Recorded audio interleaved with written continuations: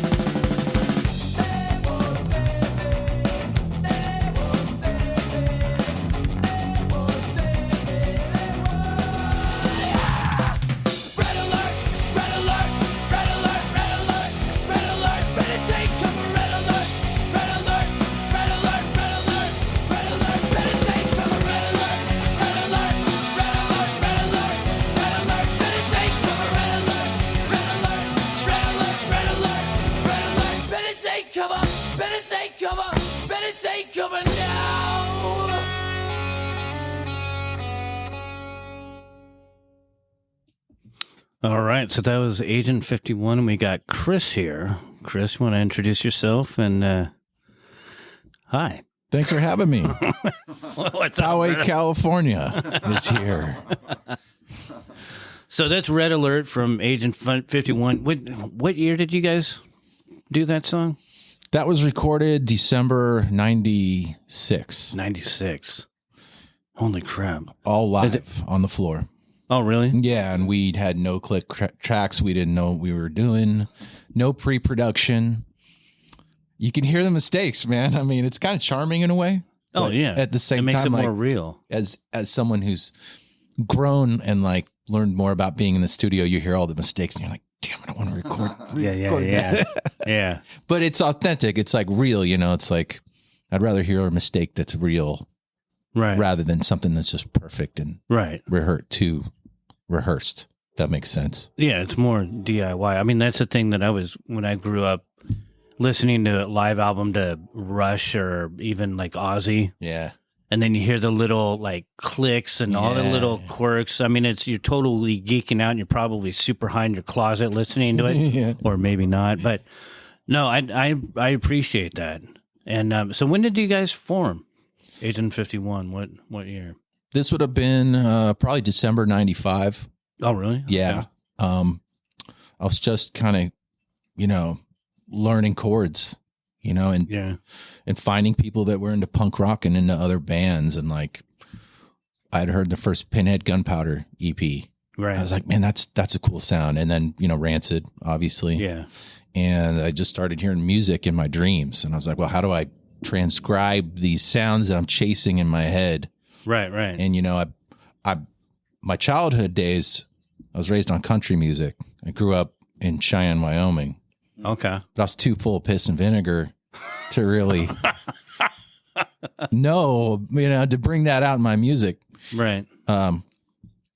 So yeah, it's like I was just chasing these sounds in my head and trying to put it together to make music, basically. And we started out as a 3-piece.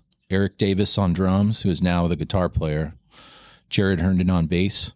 And we got together in a crappy room like every other band does, with a mattress on the wall to cover the sound. Yeah. And a few beers, and just start anywhere was kind of the... Start anywhere. Had you played any instruments before that, or when did this all start? Like the idea to pick up any instrument? Soma, probably, because I was standing there in the crowd, and I thought arrogantly, I'm like, well, I can do that. Of course, you don't realize that there's all these hurdles. Like, well, you got to learn an instrument, and then you have to write your own stuff, and then you have to be able to play that in front of people. I remember being on stage some of our first shows. You were there. I was terrified.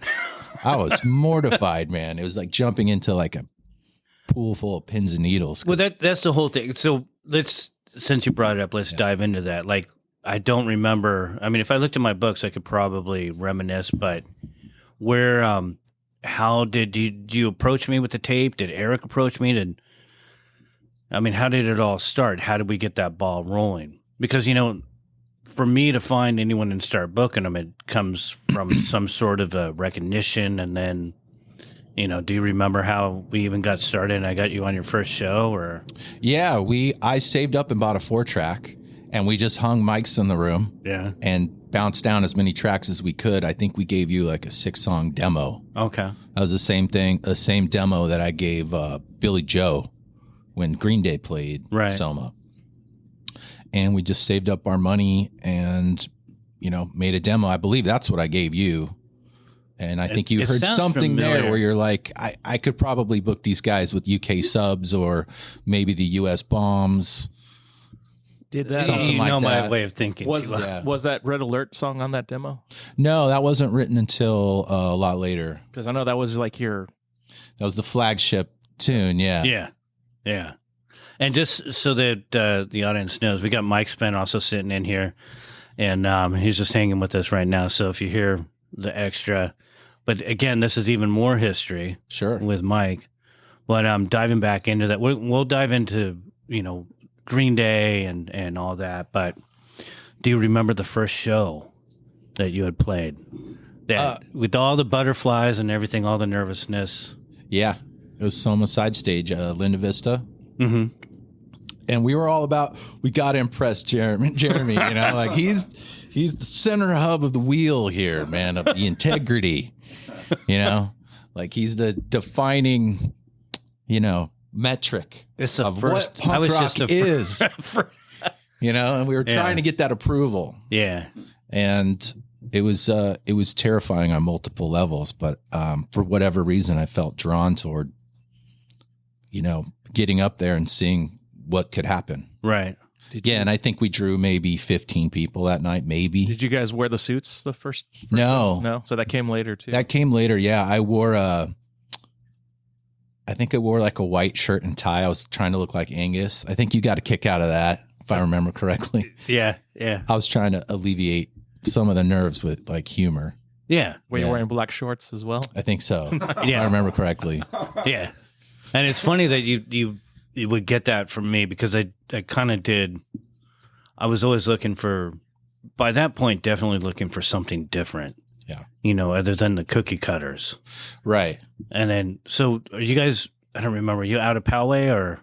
Poway, California, yeah. Everybody's out of Poway? Yeah. Blink, Unwritten Law. There's a few others, but those are the main kind of punk ones. Yeah.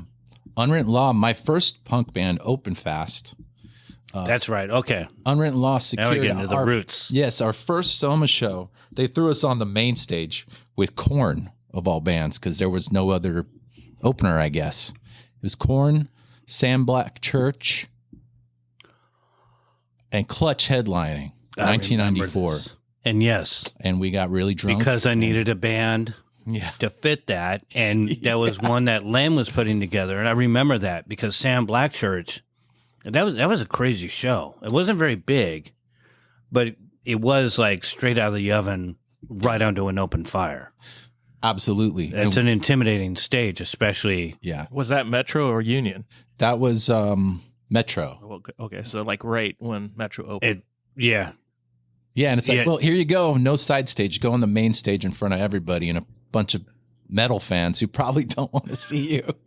Yeah, it was a bit more metal, huh? Yeah. Yeah, I was impressed with Sam Blackchurch, but that was one of those bands like with Neurosis, Jerry. I had no idea who the fuck they were, and I didn't get the demo because, Len got them through whatever booking agent. So it was one of those, well, you got to do research on this, and, I didn't have a computer or anything, so I had to ask around, and I'm like, all right, well, we got to throw a local. That sounds like it was a packaged deal. Oh, yeah, it was definitely. Same booking agent or something. Yeah, it was one of those Hail Marys, let's not make this completely dive into the toilet, sort of things. So, it's no worries. I mean, it's only your opening band that's never played on the main stage before. But there must have been some reason why I would have taken that chance. My understanding is it was Rob Brewer from Unwritten Law who vouched for us. Okay, well then, hey, these guys are cool. Put them on; they'll play. And that's crazy because you didn't get the 100 people in. You just guys went right to the main stage. Exactly. Who else? Who else has done that? I don't think anybody else has. Again, I would have to look at things. This is really rattling the memory, but yeah, that's definitely one of the different everything about that show. But when by that point, Unwritten Law had been working with me for so many years, Blink was just starting to get their feet on the ground, because by that point, I believe that would probably be later 94.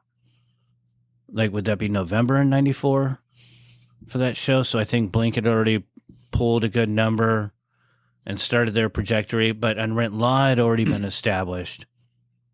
So especially to come from Rob, that was like, all right, well, I'm gonna not carry all the weight. I'll throw some of it on Rob. Yeah. But how did that show go? Because now that I kind of barely remembered, I want to know the details. Yeah, I think we each drank about 40 Mickeys each. Yeah. We messed up a couple times on stage. I do remember Jonathan Davis, the singer of Korn. I remember him pulling out the bagpipes and puking off to the side of the stage. We played a song called I Hate Hippies, I think by Screeching Weasel. And we had a hippie dummy. We threw it in the crowd, expecting the crowd to like rip it apart because they're metalheads, man. They hate hippies. Yeah. And the crowd just parted, and the dummy just went right to the floor. It's like, okay. That was the first death at Metro. Yeah. Oh my God, I don't remember that. Yeah, I heard somebody like died at the show too. I don't know if that's true. Oh, wow. No. Yeah, somebody died of it. Yeah, that's not true. It wasn't that show. It was a POD show that happened. Oh, okay. Yeah. Well, it's like I remember that. Yeah, it's like a game of telephone. Just goes around until the story changes. Yeah, the rumor mill. Yeah, exactly. We only had one death at Metro.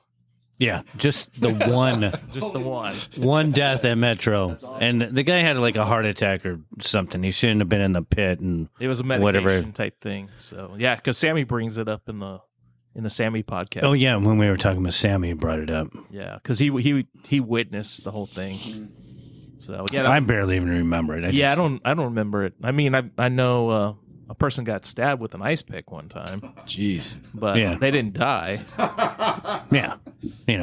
I had to pull someone off of the roof, and I wasn't able to do it, so Mike Nevison had to climb up there. I think he hurt himself climbing up rather than falling down. Do you remember that story at all? I kind of remember it. The guy was claiming some shit about Nam, and that just fired me up. Fuck Nam. And God knows me at that point. But this is completely digressed away from throwing the... Since we're talking death and injury, there was a Lagwagon show where a guy, I think he got up on one of the side fills and climbed up and was on the beam and fell and hit his head. Oh, Lord. And he shit his pants. So naturally, he basically almost died. So I was probably at that show because I remember people climbing on the PA on a regular basis. Yeah. Well, some of the sound crews started getting more creative and I think it was Industrial that started stacking them like 3 high, and Yeah. I mean, started bringing in an impressive system, which sucked because that means I was there later. More stuff You brought know, out. Yeah, and so, I mean, at that point was in the later years. Which is, I'm digressing again, but in the later years, I would end up going to get a 12-pack and then coming back and watching the sound guys as they slowly load out. So there was nights I wouldn't get home till after 4 a.m. and then have to go back. But so the show when you guys had played the main stage. And so Jonathan's puking off the side stage. You're throwing a dummy out there that dies, and no one cares. What impression did that leave you? Did it be like, oh my God, this is where we want to play forever? I want to be in music, or I mean, what's the impression that I got that stayed with me was like nothing's ever going to go the way you think it is. right? It's like you could rehearse for 2 weeks for a show, and like someone's going to break a string, someone's going to be out of tune. Something's going to happen that's unexpected. Right. And I just remember the relief when it was done. Like, okay, I did it. I faced the beast. I can go get drunk now. Yeah. But you learn through reference experience, right? The next time you go on stage, it's a little easier, and then it gets a little easier and a little easier. I still get crazy nervous, even performing for like just a few people. Yeah. But back to your question, like, yeah, I just remember thinking so relieved to what a rush it was to play for all those people. Mm-hmm. But because you're hearing like your band sound for the first time being projected through this massive hall. Before it's these shitty little amps, feeding back and coming at you in your own little living room. And now you're playing this massive hall, and you can hear your vocals coming through the monitor. Yeah. You can hear your guitars going all the way to the back of the club and back at you. It's like you're the voice of God for about 20 minutes. Right. And that was a real rush. That was cool. That's like one of those intoxicating deals where you're like, okay, I want to do that again, but I want to do it better. Right. Yeah. So what other places did you play before you ended up playing there with Open Fast? We played Dream Street. Mm-hmm. That was the first gig I ever played. Somebody spit whiskey on me. I didn't even realize it at the time. Until someone lit it on I had my fire? eyes closed trying to remember the lyrics.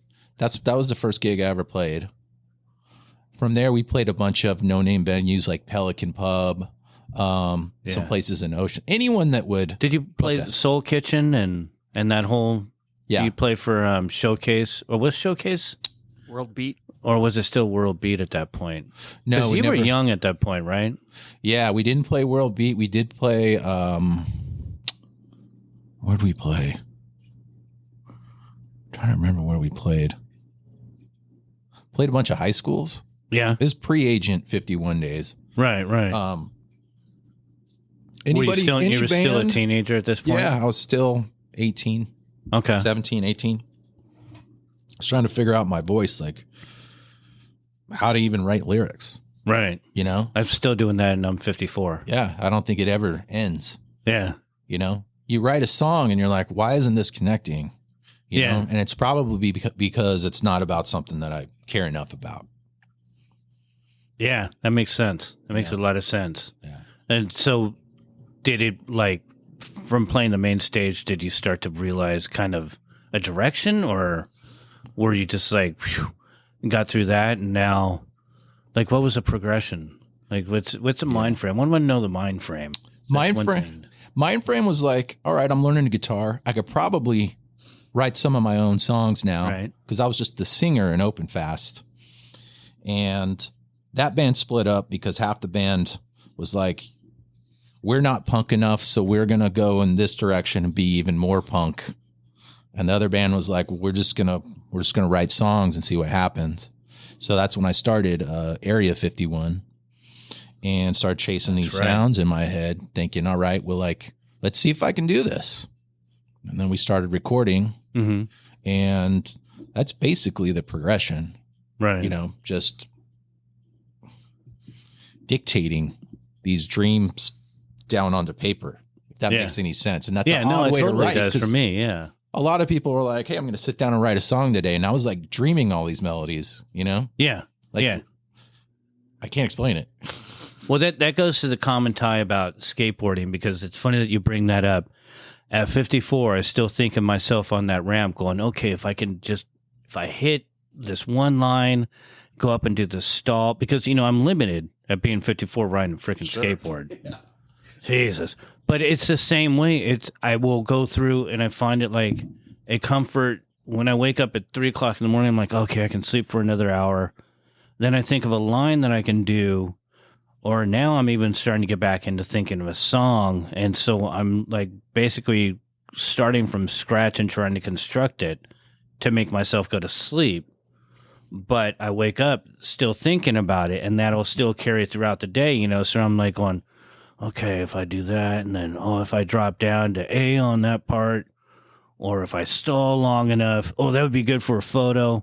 And it's these little things that just kind of keep you creative. Sure. So you don't start just going rat shit crazy. Right. Yeah. So with that idea in mind, is that kind of how you would construct songs, and then you just start writing them down, and then you're like, okay, I got this? Or when did you get the confidence? This is one thing I never really get from people, is like when you got the confidence to write music. I still don't have the confidence, like I still don't fully have the confidence. Like, you write songs, you put them out there, you see what happens. Right. Like you get hopefully better at it as time goes by. Right. For me, it was like, okay, I would hear this melody in my head, hear the chord progression, I'd get a little bit down, and then like you, wake up the next day, walk around, take a shower, like, okay, here's the next part of the song. Mm-hmm. So it's like you're Frankensteining, piecemealing all these ideas together in the right. And maybe you'll steal a little bit of this melody from this song over here, speed it up, fit it into this puzzle piece over here. Right. And then next thing you know, you have a song that's hopefully somewhat authentic. And then you have to convince everyone else that it's worth trying to play. Yeah.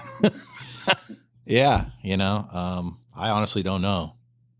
Yeah. I'm still trying to figure it out. I think a lot of it depends on your intention as a songwriter too. It's like, what are your goals, right? Right. Do you want to get signed to a major label? Do you want to be on TV?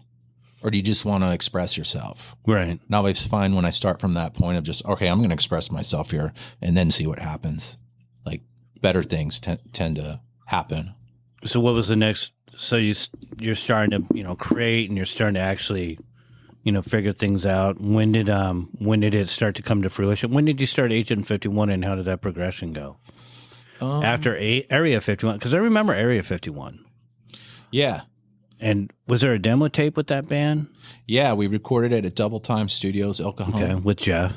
With Jeff. Yeah. Me, Eric, and Jared. Eric on drums, Jared on bass. Jared left, joined the Army. So Eric moved to guitar. We got Rob Hunter as a drummer. Mm-hmm. And Greg Schneider as a bass player. Okay. And now we're a 4-piece. And so that's when the real production value kind of started to come into place. And I just had more songs than I could possibly get down in an album. I have probably 20 cassette tapes full of just like bits and pieces of ideas from those days of recording into a 4-track, these songs that would wake me up at 3 a.m., 4 a.m. in the night and be like, okay, like, because if you don't put it down, you're going to forget it. By the time you wake up, that idea is gone. Right. So possibly everything that I could get down, I got down on cassette. And so I haven't bounced any of those down to digital. I'd be curious to see like what's on all those. Yes. Yeah. But that was just a way of keeping momentum, or were you just, when was the point when you knew that, this is what I'm going to do? I was young enough and I thought, well, I have at least my 20s to just go at this full stop adrenaline. Mm-hmm. Just play anywhere we can. So I started writing like a madman. I worked a part-time job when I wasn't working. I was writing or practicing or booking gigs. Yeah. I was kind of like wearing all the hats, doing all the artwork, the flyers, everything, just old school. Yeah. Like we're going to design a flyer. We're going to go paste it up all over town, all over the high schools. And 15 people became 30, 30 became 100. I think we maxed out somewhere around 350, 400, something like that. Okay. Wow. And then it became, all right, well, we can have a local draw. How do we get signed to a label? how do we get a van so we can tour? Right. That's the next step. Yeah. So you opened up with Agent 51. So when did, I would have to look through my old books. What was the next gig that really kind of like basically launched you into the next level? Because the bands that you played with and the legacy that you have is pretty expansive. And we're going to get into the touring and all that stuff and all the bands you tour with because there's some chaos. Yeah, for sure. When did it go to the next level? Well, we started playing side stage shows, U.S. Bombs, UK Subs, whoever you'd book us with. Maybe we can turn this 15 people into 30 people, giving out demo tapes, sending out demo tapes. The feedback we'd always get was like, well, the production's not quite there. You guys are good, catchy, but the production's not quite there. And at the time, I'm like, what do you mean? These songs are bad, It's like your little baby. You wrote the song. It's your baby. You're proud of it. And then you send it to the wolves, and then they chop it up and eat it and shit it out off a cliff.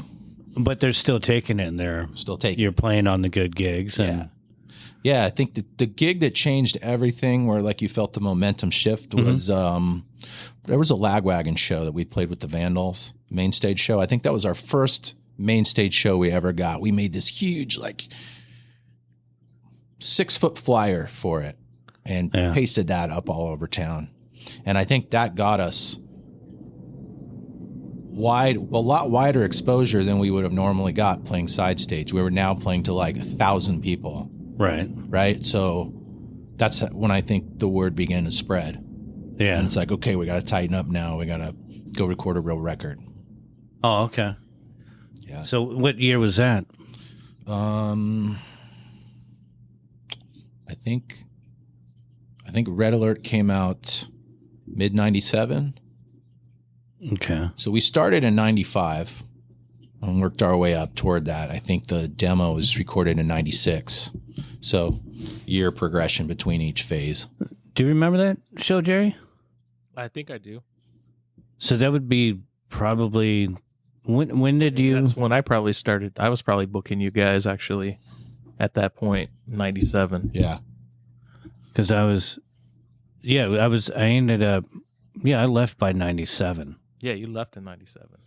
So, that was the inaugural, here's a bag of shit. Sorry, Jerry, I'm out. I don't have a choice.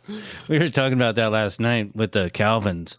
When I left, I just kind of, I didn't really have a choice, but I just kind of dumped everything on them and like, here, good luck. I got to go. I don't really have a choice. But so 97, at that point, Blink was already doing pretty damn well. Unwritten Law, Sprung, Buck 09, all your usual players. All those guys were actually touring at that point. Okay. Yeah. So they were touring worldwide, actually, at that point. UL, Blink, and Buck 09. Damn, see, I didn't even have any idea. I was just stuck at Soma. I had no idea. So when what band ended up picking it up and dragging you guys? Because I know you've done a bit of stuff on the road. Yeah. We were big fans of Youth Brigade, so we got a main stage show with Youth Brigade. I remember. That I booked you on. Yeah. And Swingin' Utters, I think, played that show. Yep. And through that, we said, hey, we'll play for $50, $100 a show if you guys can put us on a few shows. Okay. So we toured Vegas and Phoenix, and I think we did an LA show with them. With Youth Brigade? And that was our first kind of like, okay, here's how it's done kind of deal. Did you have a management or? We had Rob Perlman, who was Alphabet Records, who was our manager. I guess you call him a manager. He's booking the shows. Sure. But I don't think he was really taking a piece of the money or anything like that. He lent us $2,000 to record the full length and said, pay me back whenever. Okay. So, without him, we would have never recorded that record. So we had to obviously do a shout out to Rob for that. Yeah.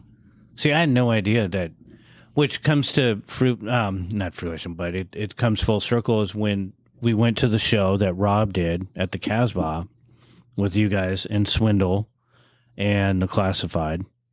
So that was kind of, Did Rob have all those bands under him, or was that what he was doing?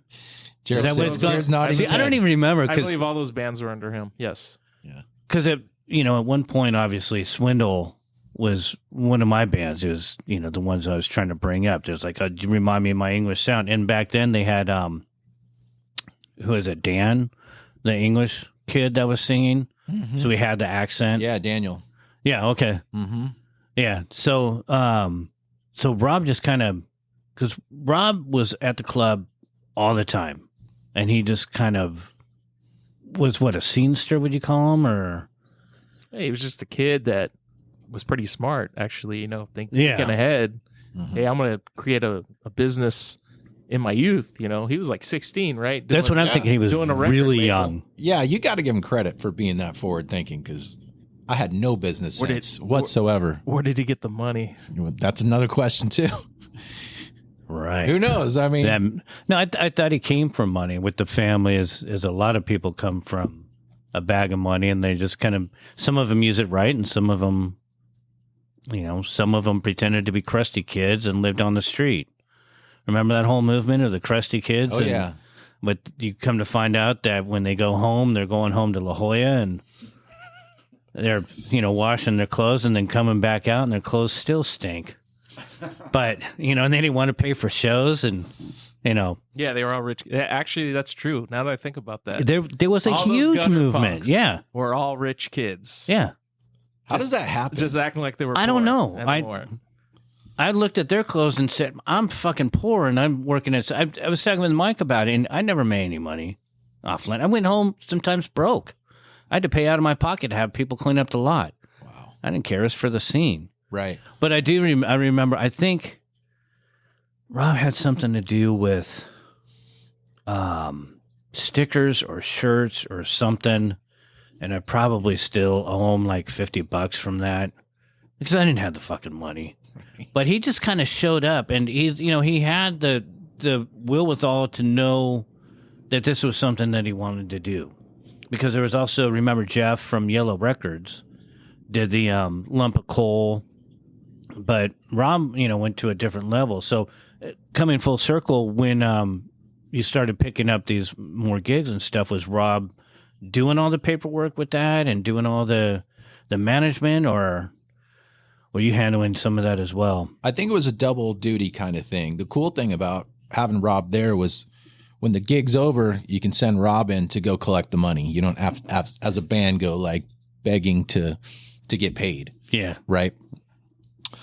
So that was cool. Plus, he knew people, venues up the coast like Glass House Pomona, Showcase Corona, all these different venues that we could get booked at. We didn't know how to book ourselves. Right. We just cold call somebody. They'd say, well, how many people do you draw? 30. Well, wait till it becomes 100. Right. Yeah. So Rob would, hey, I'm the manager of this band, like it'd give us a little more clout, I guess. Oh, yeah. Yeah. I mean, it worked for me, too, when I call up people. I'm the manager of this band. Right. We know who you are. You're not the manager of the band. But wasn't Rob like, hi, I'm the manager. Whose child are you? Who are you talking to here? Manager? How do you manage a band? You're like 15. Yeah. But he understood publishing. He understood how to get a CD made and printed. And here's how you do it. We didn't know how to do that. Right. No, he blew me away. It's just seeing this kid, start his record label and get these bands and start making, and he was giving out records and stuff. I was like, damn. Yeah. Out of nowhere. Yeah. He knew how to get all the stuff printed, and like he was instrumental, because if he was not there doing that, we would have had to learn it ourselves, and it would have probably delayed whatever the next step was going to be. Right. So who put out the Red Alert, and was it the 7-inch that you did, or? Alphabet put out the CD. Okay. Yeah, this would have been, I think, March 97. We did a CD release party. The CDs, unfortunately, didn't show up to the CD release party. So that was fun. Yeah. Oh, yeah. So Rob and his ingenuity created vouchers for your CD. Oh, that's the thing that reminds me, too. Rob used to make his own backstage passes. Yeah. for like all shows all over the, he'd go to LA and he had like a backstage pass that he made. Yeah, he had a trunk full of different colored paper wristbands. Like, they're doing Orange tonight. I'll just go back to my car, get an orange wristband. I think he got those from me, actually. Did he? when Shit, man. So those are all Golden Voice wristbands? Yeah. Helps to know people. I had like boxes of wristbands in the office at Soma. Yeah. When they closed it down. So I think I gave those to Rob. So. Oh, that's funny. Did you give me a Megadeth pass so that I could be at the club while Megadeth played? No, you got that from Megadeth. What are you talking about? That's one of my, it's on the fridge because it's so funny. I had to wear a pass at the only club. I already talked about it before, but it's ridiculous. But yeah, the wristband thing, back before the wristbands, we were doing a stamp. So we would change up the stamp every now and again. And I think we had one that said Soma, and then we had a hand. So we would try to switch it up every, once a week. I think there was a time you wrote your initial on somebody's hand with a Sharpie or something. Oh, yeah, probably. Well, more than once. Yeah. I know on passes I had to do, and that's when I came up with that crazy scribble, which I still use as my signature to this day, just because I did it so much, passes for everyone on their little tickets. That's hilarious. Oh, God. But yeah, the stamps, people would end up going and they would find wherever we got the stamps from, which is probably at Seaport Village. So they would do it themselves. And no one really looked at them hard enough anyways, It's like, whatever. Go in. You got an ink splotch on your hand. Yeah. That's insane. So coming back to Rob, booking it, and then did he participate? Would he go to shows with you guys? Would he, always be there as another member, or how much participation was he? Yeah, he was kind of our biggest cheerleader. He would hand out the flyers to the next show. Come see the next show or other bands he was promoting through Alphabet.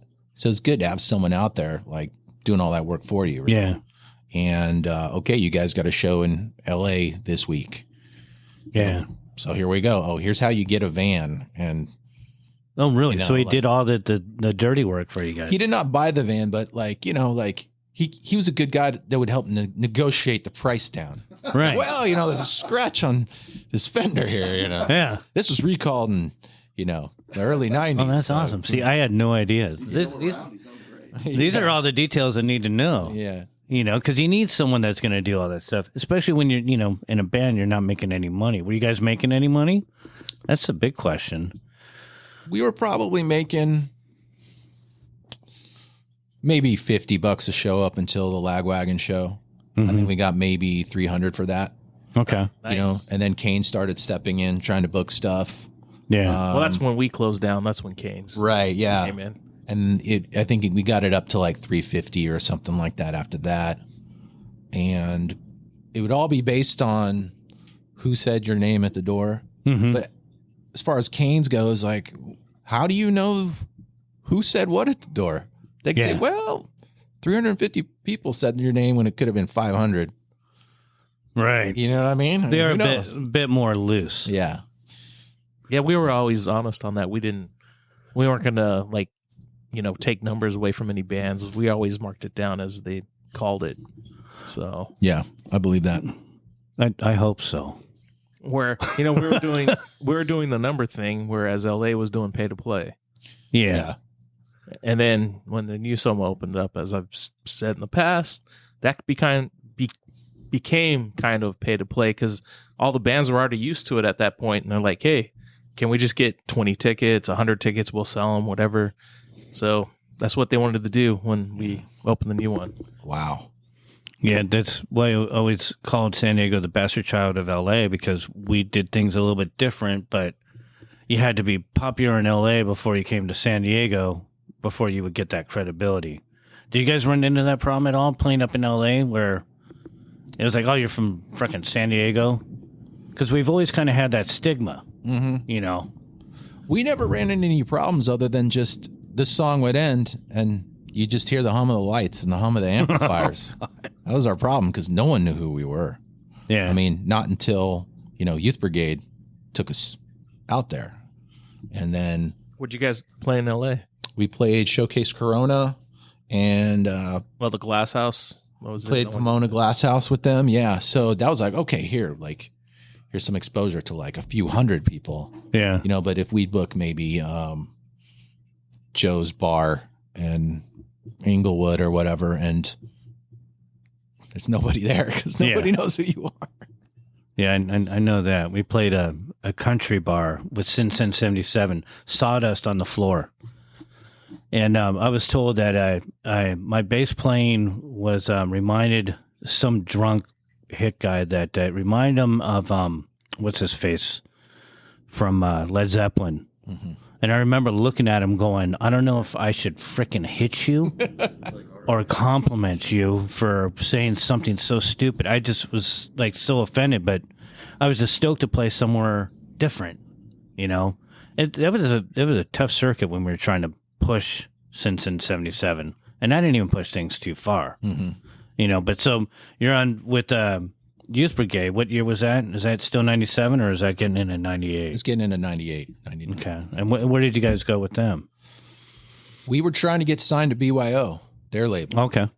And we got the same advice back. We recorded our next album, Just Keep Running, on our own, 20 songs, something like that. And they were like, you guys just haven't done enough touring yet. You got to sell 10,000 records, then we'll talk. And Fat Records said the same thing. Epitaph said the same thing. Nitro didn't even respond, you know? Wow. And, but that's the price you pay for being in the arena. You know, you're going to get rejected. So we just sent out records to everyone, and we were trying to get signed to BYO because we had a relationship with the band at that time. Right. But they were just being real. They couldn't spend money on a band that hadn't proven itself yet, touring wise. It's kind of catch-22 because it's like, well, how do you get the tour support to go on a tour to get known unless another band takes you out? But at this time, we're talking 98. It's not like a band's going to pick up someone and be like, yeah, we're going to cover your expenses and pull you along. Right. Because at that point, bands, you know, BYO, I can think of plenty of bands on their label that has not sold 10,000 to this day. You know, but at that point, there was a little bit because, so 98... You know what? Like our local stuff, Jerry, you know this better than I do. Well, I was going to say what he was talking about with them not having enough people or selling records. You know what's crazy is like when I was with Papa Roach didn't tour everywhere. They just did California, and they got signed to a major, and boom, blew up. So I don't know. It just depends on who's looking at you. I believe because even I think it was Warner Brothers did their demo, and the guy that did it got fired, and they dropped it, and then it went to DreamWorks, and then DreamWorks was like, no, we like this, and they sent them in the studio, and boom, wow, 3 million records right off that Infest album. Wow, so, that's crazy. You were in that band? No, I was their first tour manager for them. I remember that. Yeah, when they started out. They would play side stage, right? I booked them twice at Metro. So I was the first one to book Papa Roach in San Diego. Wow. Yep. Oh, so they didn't play when I was there? I remember the name, but no, they at that point I would still get gone. That was I think I first booked them in 97, and then I booked them in 90, you probably brought it up 99 or something. Yeah. Okay. A friend of mine took me to see them at the Roxy a couple years back. It's probably about 3 years ago, and I've never been a huge fan, but it's like, yeah, I'll go check them out. And man, they were like, it was like the speakers were pushing sound so loud, like it was just like a wall of sound just hitting the crowd, man. They were tight. They were good. I mean, you could tell like a lot of metal bands you look at, it's like they're kind of going through the motions. They're kind of tired, but they didn't show any disconnectedness from the music at all. I mean, it really sounded like sincere. Yeah. It's kind of rare, especially back then, because that's, 98, 99, mind you, I'm sitting back and I'm working at Wiener Schnitzel. Or no, wait a minute, I wasn't at Wiener Schnitzel. That's Welcome to the Wiener Schnitzel. May I take your order, please? That's the next shit place I worked at that point, I was at 7-Eleven because I had to get a freaking job. I had to pay the bills because the minimal amount I was making from at Selma. I had to replace that with something. So I was working at 7-Eleven. So that's when I was working with Dominic, who was in Mower and Slower, and I think he's doing the band with PK, isn't he? Take Cover, and Tony from Papa Roach. Okay. Yep. And so Dom just kind of brought me in and really helped me find my footing, because I went from, and at that point, my girlfriend at the time, Charmaine, was still ripping off. Working at Soma. So I was in a weird place. Really weird place. Where your identity's gone. Everything about me was completely. The only thing that I had was, I think I switched to Coors Light, so Bud Light wasn't sponsoring me. Coors Light was, and all the depression pills didn't like me because I didn't take them all. I was just depressed all the time, in a weird fucking place. Mm-hmm. But the whole music scene, and that's one of the things that I don't really talk about too much, but kind of touched on it. When I left Soma, like I said, I just left a bag of shit for Jerry to deal with at the club. No one had any idea of all the things that I did there. And when I left, it was just the scene. There was so much just kind of everywhere. It seemed, I don't know, displaced or just kind of confused for a little bit. No, I think. But it seemed like the whole scene didn't go away until someone went away. So okay. 99 into 99, everybody's like, what the hell happened? There was a big gap. Because then everything went to Canes, and Canes was in Soma, and the chick over there booking didn't have a clue. Mm-mm. So at what point did you guys start, because I know you started picking up some momentum. You brought up Billy Joe with Green Day. You gave him that at Soma, right? Yeah. I think that was 98 when Green Day played, right? Yeah. The first piece of music we gave him, they were filming a video downtown, the video for a song called Minority. And I was kind of just getting it on his radar. We gave him Red Alert. And I guess he already knew of us somehow. I don't know how, but he's like, oh, Red Alert, right? We're like, oh, yeah. And again, the feedback we got back from Adeline Records was like, it's good, but the production value is just not there. It's just not quite there yet. Just keep going. Send us your next record. Right. So that's what got us on his radar. Fast forward a year, we record another record, 20 songs. I think it came out in July of 2000. Mm-hmm. Sent it up there, and I must have sent that record out to 50 different labels, and we got one call back. Wow. That was from Billy Joe Armstrong. Okay. Hey, we like your record. We're playing a show. We're going to be hanging out at the Fillmore in 2 weeks. Come say hi. So I pretended like our band was touring up there. Right. When in reality, there was just enough money in the fund box to fly us all up to Oakland. Oh, and so you flew. We flew up there and just stayed the night, had a fun weekend, met him there, and just things progressed from there. Yeah. Did you guys ever hang with them whenever they would play? Because, they were like a house band. They were, what we call them?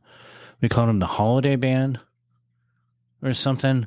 It seemed like they always played Valentine's or... Didn't they play Halloween shows or something? I don't know. It's still...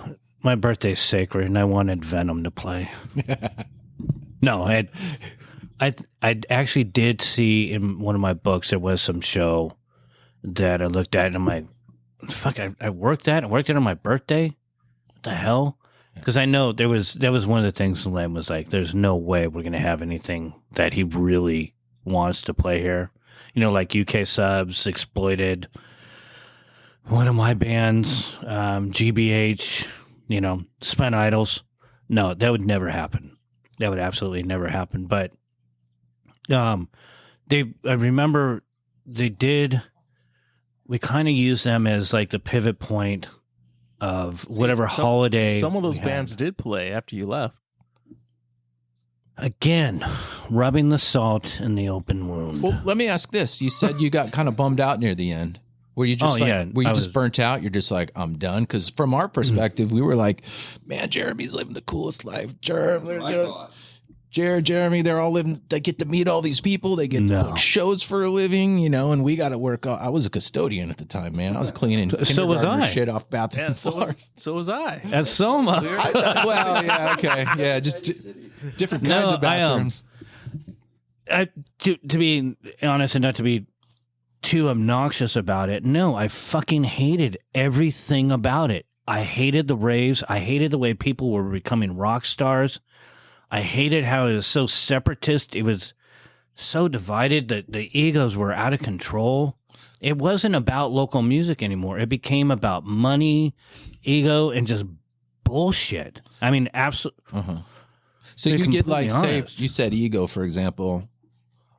Like, what would be a story behind like some big band would come into town and say, "Hey, we need a jar full of brown M&Ms or a cute ham and cheese," or that was cute back in the early days. Bang Tango wanted socks, clean tube socks and condoms, and I was like, "What the fuck?" But now I understand. Now I totally understand. It wasn't, it wasn't a Van Halen thing, but no, just local bands coming in and looking at me like I was in their way, like I was going to stop them from making fucking money or wrecking my club. And it wasn't my club. It was everyone's club. Len was the head co-cheese. I ran the fucking thing. And, I'll probably get some feedback from that, but fuck you. But it was about local music. It was about, God, I'm going to get all emotional. Sorry, Jerry. I have a beer and now I get all freaking soppy. No, I had 2 beers. So. My glass has a hole in it. Everywhere I go. But no, it wasn't about local music anymore. I wanted to develop the scene. That was my thing, and that's why I like to hear all these stories. And I want to nitpick. Realistically, if we had 4 hours, I would want to know like what the first riff you ever played was. I want to know everything because it's all part of the story. We talked about this on the previous podcast that we recorded. So in season 3, it's going to be a common thread. Is one, how skateboarding ties everything together. And another one is how the scene just, it went from being all about art and DIY and it became more and more and more corporate. And the ego started to get in the way. Money started to become in the way. I personally started to see just so much division. And it broke my heart, because I was trying to establish and give people a chance to do something artistically by having a venue that this guy, Len, let me do my thing in, which in hindsight was a blessing because I could have fucked that place up. It was all his money. I never made shit. I always had roommates. I was always poor. You've seen the cars I would show up in. If I showed up a few times on my daughter's bike because I didn't have a fucking car. Punk as fuck. I had to walk home a couple times from the club. Yeah, and here's this guy that everyone thinks is doing this, that, and the other thing. And then the egos, I would get the attitude from people that I was getting in the way or whatever. And see, for me, I always had a steady paycheck because I was in the Navy and I was moonlighting. Yeah. So it was, I think I was getting, as a doorman there, I was getting about $75 a night. Which was more than I would make sometimes. And that but he deserved it. That went right to my pocket. So it was like, had some spending money. So it worked until I got out of the Navy. Then it was a different story. Right. But we'll get into that later. When Golden Voice took over, I actually was getting a pretty good paycheck. So I was pretty stoked on that. Yeah. I didn't get a paycheck. I got cash. And again, to bring it back to skateboarding, is in the early 80s, when the Paulo Peralta was giving some of those cats some serious money, they didn't know about taxes. So at the end of the year, they're like, wait a minute, I made, like Tony Hawk, I made $100,000 in sales of skateboards, but now I owe the government, $65,000 of it? Why do they get so much of my money? Well, you got to work the system and no one. But luckily, he's talked about it, and his dad helped him out a lot on it. But it was the same thing. Like, I didn't know about taxes when I started doing the club. I was it was 89, so I would just be just over 21. And I didn't know shit from a hole in the wall. I started at Wiener Schnitzel. So I realistically didn't know what I was doing. I didn't know about taxes and all that. I had to learn it as I went, and the more that I learned, the less that I was making because I had to cover my ass so the government didn't get up on my shit. But I'll be completely honest, the passion and the music and the scene that we had created, and it, it's a very small part. It's all you guys, all the bands. And at one point, I had so many bands. I think it was coined in the reader at 400 bands. I would have to look. But the scene in San Diego compared to LA, it completely blew up, And it was moving and shaking. And of course, we were called, the next Seattle and all those things for the media to try to make money off of. But no, it was insane. And bands like you that were coming up started touring. And like Jerry was saying, by the time Jerry took over and all these bands are touring, I missed all that. I didn't get to see that. Right. Well, Jerry, was that your experience? Like when you took over, was your experience kind of the same as Jeremy's? Did you run into a lot of like clashes with bands, or was everything kind of ironed out more harmoniously? No, everything was, I think, more, everybody got together, and I think the scene was good then. I don't think it was going downhill or anything like that. When it went away, it was bad for you guys. Because I know, like, Noel talking about when we closed down, it was like they felt like there was like a big chunk of their life was taken from them. You know what I'm saying? Mm-hmm. It was like an empty space. So yeah, I missed the smell of Soma. As horrible as it was, like you're never going to get that at Cane's. Yeah. You know? Part of it is this industrial stuff that I would have to put on the floor. It was this red stuff coming in this big ass bag, and it was this sweeping compound. Is that what it was? So I would, and I would have to. I mean, I was the one sweep. I don't know if you ever had to do this, but basically, you guys went from a warehouse to a restaurant. That's what Cane's was. Yeah. Thank God it caught on fire. And it was a warehouse that used to sweat from the ceiling. Right. So there was, and at one point, the artwork, oh God, we'll go into this. We're going to have Mikey Beats on sometime. Okay. And we're going to go in this. But the artwork, the artwork on the walls, those big tapestries that we had for the short in the very beginning, those things were just basically giant sponges of human waste and sweat that just absorbed that canvas. Mm-hmm. Oh my God, the paint did not seal those things. But yeah, I would try many different methods to make the bathrooms not smell like someone's armpit. Man, it just, I learned that using too much bleach, everyone would have a reaction to it later.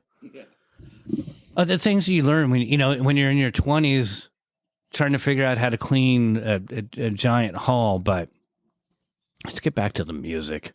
Well, that toilet was like the worst toilet in Scotland. I mean, it's probably worse than that. The one in the men's room. Yeah, I mean, I've cleaned some toilets in my life, but not like that. That's probably, by the time I left, that's probably only the third toilet that was in. It might have actually. Well, might have been the second. We talked about the initiation with the near cleanup kids. Basically, somebody's going to scoop the toilet out. Yeah, because it's just clogged to the ceiling at some point. And that why don't people flush, man? That was always what's the deal? The woman's restroom. Yes, it was always the worst. Yeah, and they had to get a hefty triple ply bag and scoop the toilet out. Yeah. Welcome to Soma. You want free tickets? And then it just got to the point where sometimes I would just switch out the toilet because he was just gone. Well, then actually after you left, we put in new toilets, the ones that would flush the cans. So if people put like soda cans or water bottles, the little liquor bottles, it would suck it down. But then the problem was it actually broke the plumbing outside. Oh yeah, piled up. Yeah. Well, this is all for the Mikey episode because the plumbing, there was a lot of shoddy construction in there. One of the cats from Lennon brought in I can't remember his name. I think he was one of the band members of Built to Last or Cutthroat. But someone had had a little accident with a circular saw that Len had brought in to do some construction there. Cut his fingers off? It went through his leg. Oh, God. Yeah, I had similar with my knee, but I'm bionic, so I was able to heal after a bunch of stitches. But yeah, that was back when he was still trying to talk me to come back. But let's jump out of these horror stories and let's get back to touring. So how did the tour go? What was the impression when you guys were on tour? First real tour we did. Yeah. First real tour. We got a van. We saved up enough from the shows to get a van. Had 2 fuel tanks, and right when it gets to quarter tank left on the first tank, it's when you got to hit the switch for the second tank because that means it's empty. Yeah. But if you're the new driver, you don't know that. Right? Yeah. So we got stuck on the 5 going up the Grapevine, cars flying by us in every direction. We're in the fast lanes over here, next lane over here. All our equipment's packed up in the back by the window. So if anyone rear ends us, all that stuff is going flying at the speed of sound right toward your head. Right. Right. And you're on the incline? We're on that incline, man, and we're almost to the peak. Oh. And our roadie, Jordan Johnson, who's now in Faster Pussycat, he didn't know that. So we're like, hit the switch, man. I'm trying, can't find it because there's no light when it's dark. It was dark out. Oh, yeah. There's no light where you can see the switch. So I'm thinking, okay, this is how it's going to end. This is the headline in the paper that I'm going to read, like band dies on the 5. But he found the switch, and that was like the first real tour, the first like real tour we went on. We got the book, Book Your Own Fucking Life. And just went in there and found any club that would pay us $100 to show up, even though we had no following. And we booked a 3-month tour across the U.S. Damn, that's a lot. Wow. 3 months. Did Rob book that, or you guys just did it on your own? No, Rob. I don't think Rob helped with that one, but we divvied up the responsibilities according to date. Like, okay, I'm going to book the first month. Eric, you book the second month, and so on and so forth. Right. And that's how we did it. And some shows we just didn't show up because Laredo, Texas is 150, 200 miles south, and San Antonio's 50 this way, and you're not going to have enough. You don't have enough gas to get there. Of course, technology being what it was back then, all you had was maybe MapQuest, where you print out the directions and hope that the building is there where it's supposed to be. Right. So no Thomas Guide touring? We had a Thomas Guide, but you got to have a road atlas. When you're on a tour across the U.S. The Thomas Guides only work for certain not even states. They don't make them by the state. They make them by the county, I believe. So yeah, you had that because I remember too touring back then, and it was a road atlas. Yeah, and then big old book. And if it wasn't up to date, some of those roads changed names. So yeah, you would get totally lost. Yeah, no GPS, no cell phones, none of that stuff. Yeah, you learn real quickly what your limits are.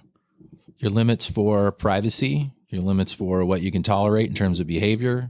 Oh yeah. How long you can go without food. I take it back. We did have a cell phone in 2000. Oh, you did? But you know what the cost was? Because of the roaming charges, it was like $2,000. Oh yeah, that's right. Yeah, I had a Motorola is what we had. I ended up having. We talked about this before, but I booked shows off of a pager, and I would go to a payphone. So like I remember a few Christmases, because we did that whole 2 weeks of shows.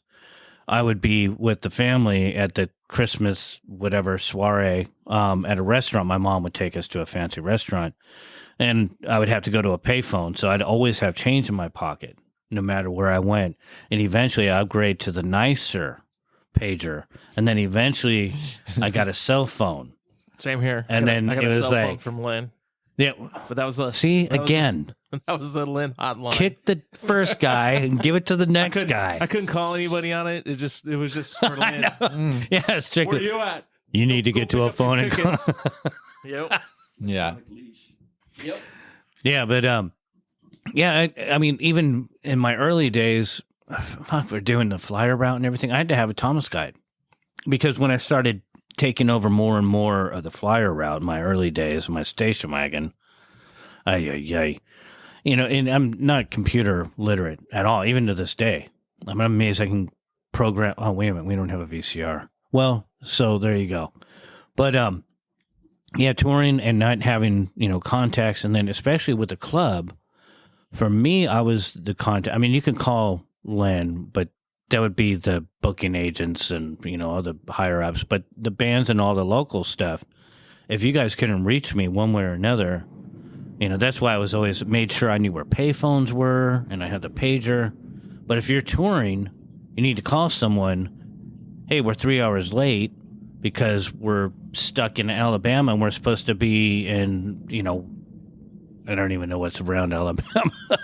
Florida. But, okay, Florida, but how did you guys deal with all those logistics? I mean, do you just show up at a club and hope that they still have you booked and hope you're going to get paid or? Yeah, basically. Really? That's what it feels like. That's, that, yeah.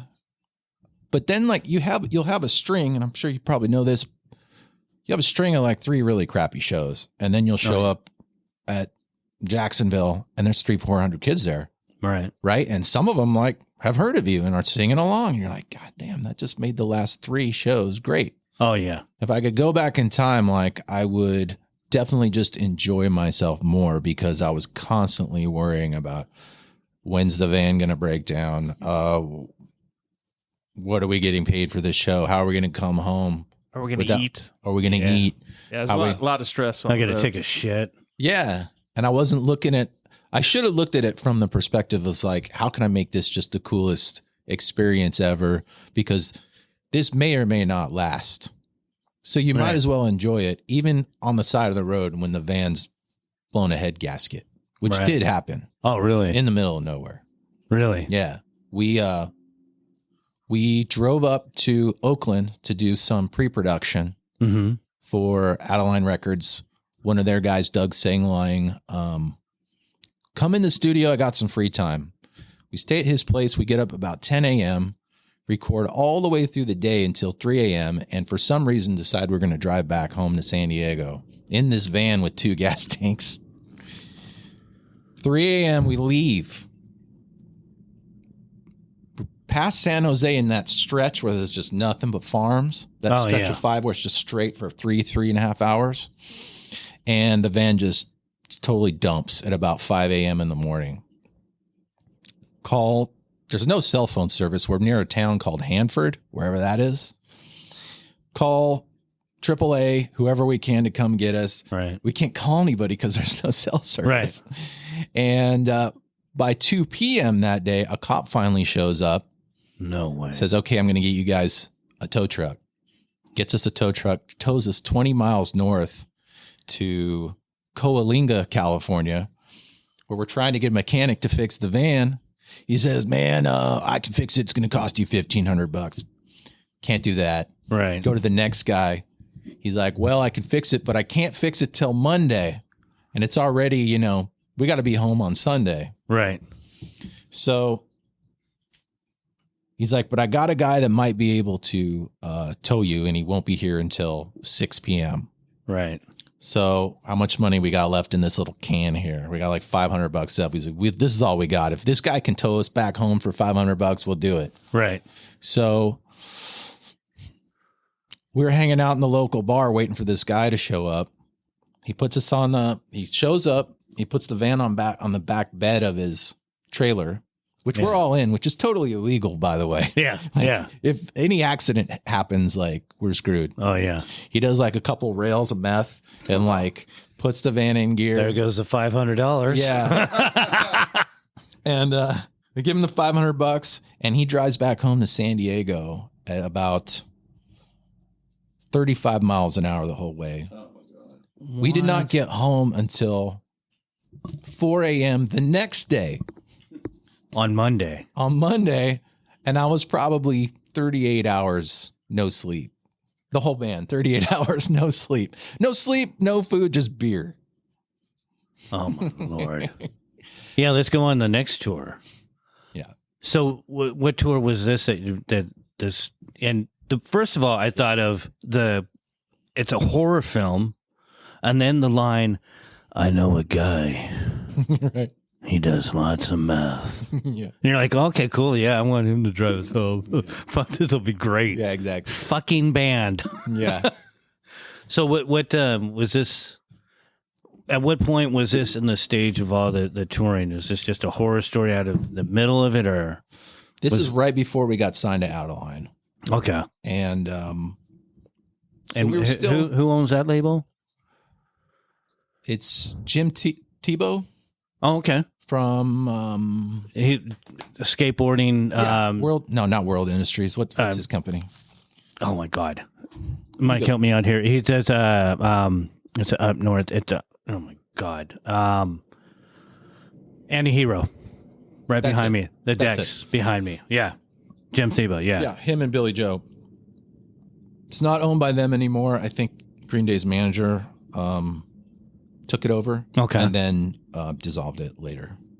So you can even contact them and be like, "Hey, look, we just gave this guy $500 and he's doing meth and he's driving 35 miles per hour, but he can play the mean drums on his steering wheel." Yeah. Because we see him from the van up on the flatbed Yeah. truck, Yeah. and 36 hours later we're home. God, I love touring. Yeah. The hallucinations from No Sleep. Those are fun. Him or you? Me. Touch and goes. Yeah. But it makes a cool story to tell, like at the time when you're living it, it's like, God damn, I'm going to go do something else. I'm going to go clean toilets again. Imagine Right. touring now with the gas prices. Yeah, exactly. 'Cause Yeah. I just tour. I got off tour. Well, I did a tour in September. 5 states, 10 cities, 10 days. And we were in an RV, so the gas was like $300 every time we fill up. It's pretty crazy. And I imagine, And that wasn't a full. I mean, I should say we're paying. I think the most 200, but it wasn't filling up the tank. So that's nuts, I was man. exaggerating, but it probably came out to about $300 a day filling up. And I wonder if, as a band, you can ask for more money to compensate for that. I think a lot of the money that we're using for gas was coming from the merch. Okay. So, yeah, it was pretty Yeah. crazy. But you got to, if the people want to see you, you got to go perform. So, Yeah, I wonder how the clubs deal with that, because obviously the bands have to pay for that sometimes, or most of the time. So how does the club, do they give them more money guarantee to compensate for that, or did they no, I don't think there was any added funds for the gas prices. Yeah. So, Better figure it in. yep. Yeah. And Yeah. I mean, back in the day, I can guarantee that we've just, well, I would have a heart because I cared. But for the most part, no, it'd be like, well, I'm not in your fucking band. You figure it out. You're the one that's trying to promote yourself. Am I going to get, because you know how it is. People want to get paid for this, that, and the other. And nowadays, same thing with me, with just my truck. It was costing me $150 to $200 to mow lawns, to be able to go to all the accounts. I start bringing it up to customers that, I'm going to have to raise my prices because, driving this much. And I ended up dropping clients because they got pissed.